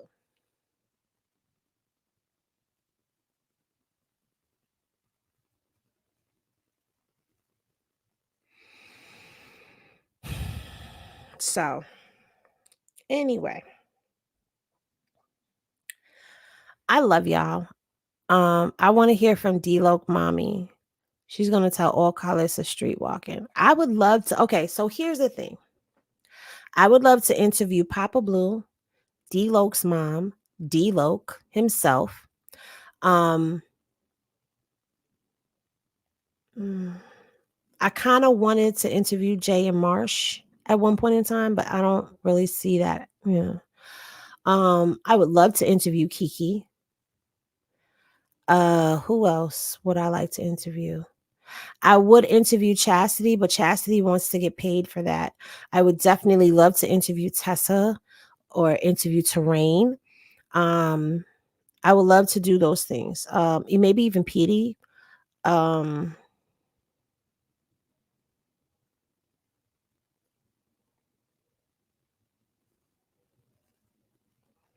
trying to think of who else I would like to interview that's in the circus. I wanted to interview Jessica, but I don't know. I'm gonna give that up. I would like to sit down with Jason Lee. Like I know that we don't like Jason Lee, but as a content creator and a blogger, somebody who's trying to step into the media kind of world, I would like to sit to talk business with him. And I know this is gonna blow y'all minds, but I would like to talk business with Wack because of what he did with them incredible diapers. And if you don't know the story, I'm going to tell you the story. He said that he was at a volleyball game or cheerleading competition, and he overheard the women talking about the absorbency of some feminine products that they were using. And he said it was in Mexico. Listen, Austin, listen to me, right? So he went out and he, found a place that would make the diapers for him. And then he tested the diapers against every diaper brand you could ever think of. All right. Just hear me out, y'all. And he paid the money to get that done. When he got the report back, his diaper failed in every area except absorbency. And he said what it did was it also showed him what diapers were number one in what. So it didn't just show him where he failed at or where he was good at. It showed him where every diaper was number one at. So he took all of the number ones and sent them over there to the people who were making his diapers and said, give me all the number ones to make his diaper incredible diaper. Now, as a business person, you got to respect the hustle, the grind, and the dedication to that. Because he said, if I'm going to make a diaper, I'm going to make a diaper that is going to knock the competitors off out the box. No, listen to what I'm saying to you, Dre. Listen to what I'm saying to you. Because I know that probably knocked y'all eyebrows back when I said that. Anybody that is that dedicated to being number one, that will put that much time into being number one, is somebody that does have a business mind. The Pampers are, go check on his page. He does have the Pampers. No, I was burning Palo Santo, so it's like the smoke and stuff is making my eyes itch and all of that. Let's go here.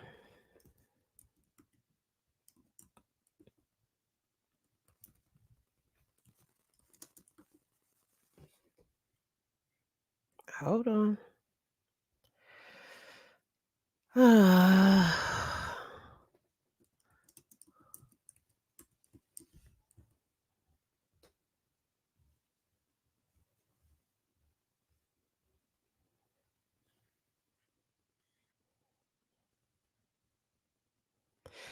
Here you go right here, Natasha. I'm finna show you. He said he paid something like $50K to do it. Right. That's real investment. Here you go right here, Natasha. They're on Amazon.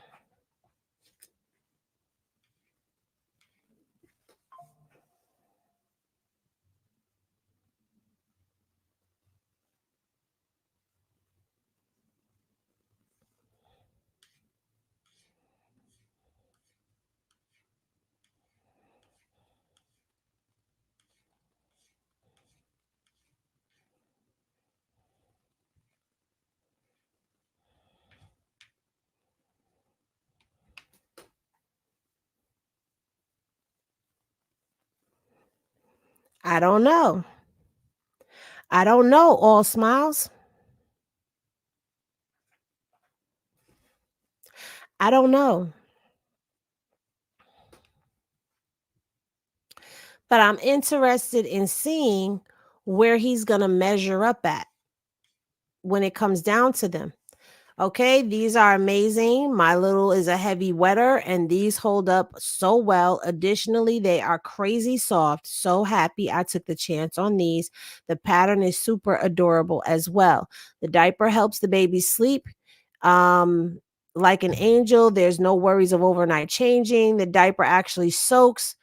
He got one star review from Norman that said, cheap diapers. The box costs more than the diapers. You're paying for the name. Not a great product. You've been warned. Okay, so let's look and see if we got any more. These are some of the reviews. So they do have reviews on here. So people have bought them, and 84% of the people who have left a review, which is only 8 people, 8 global rating. So I think there's like 8 reviews only right now on these, but yeah.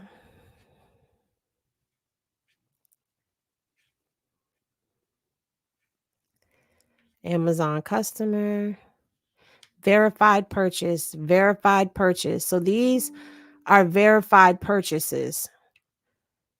So Amazon is saying they definitely brought these diapers, because that's what I was looking for, was the verified purchases. Because, you know, people can pay to have anything put up on the internet nowadays. But out of the 2 verified purchases, they seem to like the diapers. Oh God, I don't know. Okay, I've never gotten that. I'm going to get my nephew some. She's in high demand. You get your nephew some and you let us know. Okay, you come back and you bring us the Henny on them diapers. Okay, you bring us the Henny on them diapers.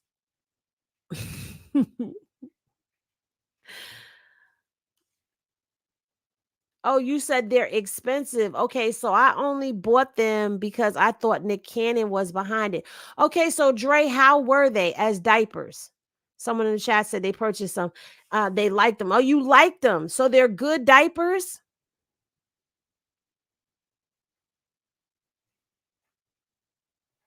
I'm interested.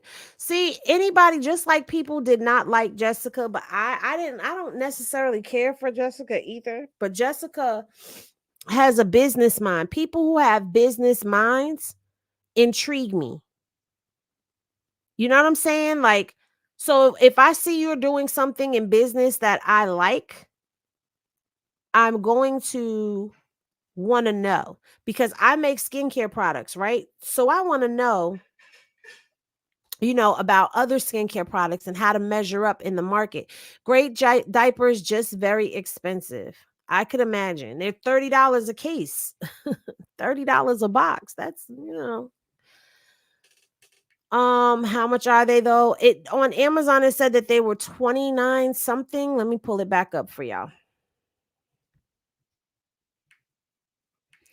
That freaking smoke from my damn Palo Santo really messed my eyes up. Maybe it's trying to clear my eye gates out. They're $29.13. And you get 80 diapers for boys and girls, umbilical cord cutout. This is the newborn 0 to 10 pounds box, but they have the 1, the 2, the 3, the 4, and the 5 count. But you get 80 pieces. You get 80 diapers. In each box is 80 diapers, which is different because, you know, I know that with other diaper brands, it depends on your sizes, the size that you get. You know what I'm saying? Like this size will have this much diapers in the box, and this size will have that many diapers in the box. Everybody gets 80 diapers. So that's really not bad. I don't know where you bought them from, Dre, that they might have upcharged you, but $30 for 80 diapers, not bad at all. But yeah, definitely. He said they're good diapers, so that's good. Pampers 44 count is $29.99, so that's not bad. Yeah. Yeah, depending on size, right. Good night, CJ. But all right, y'all.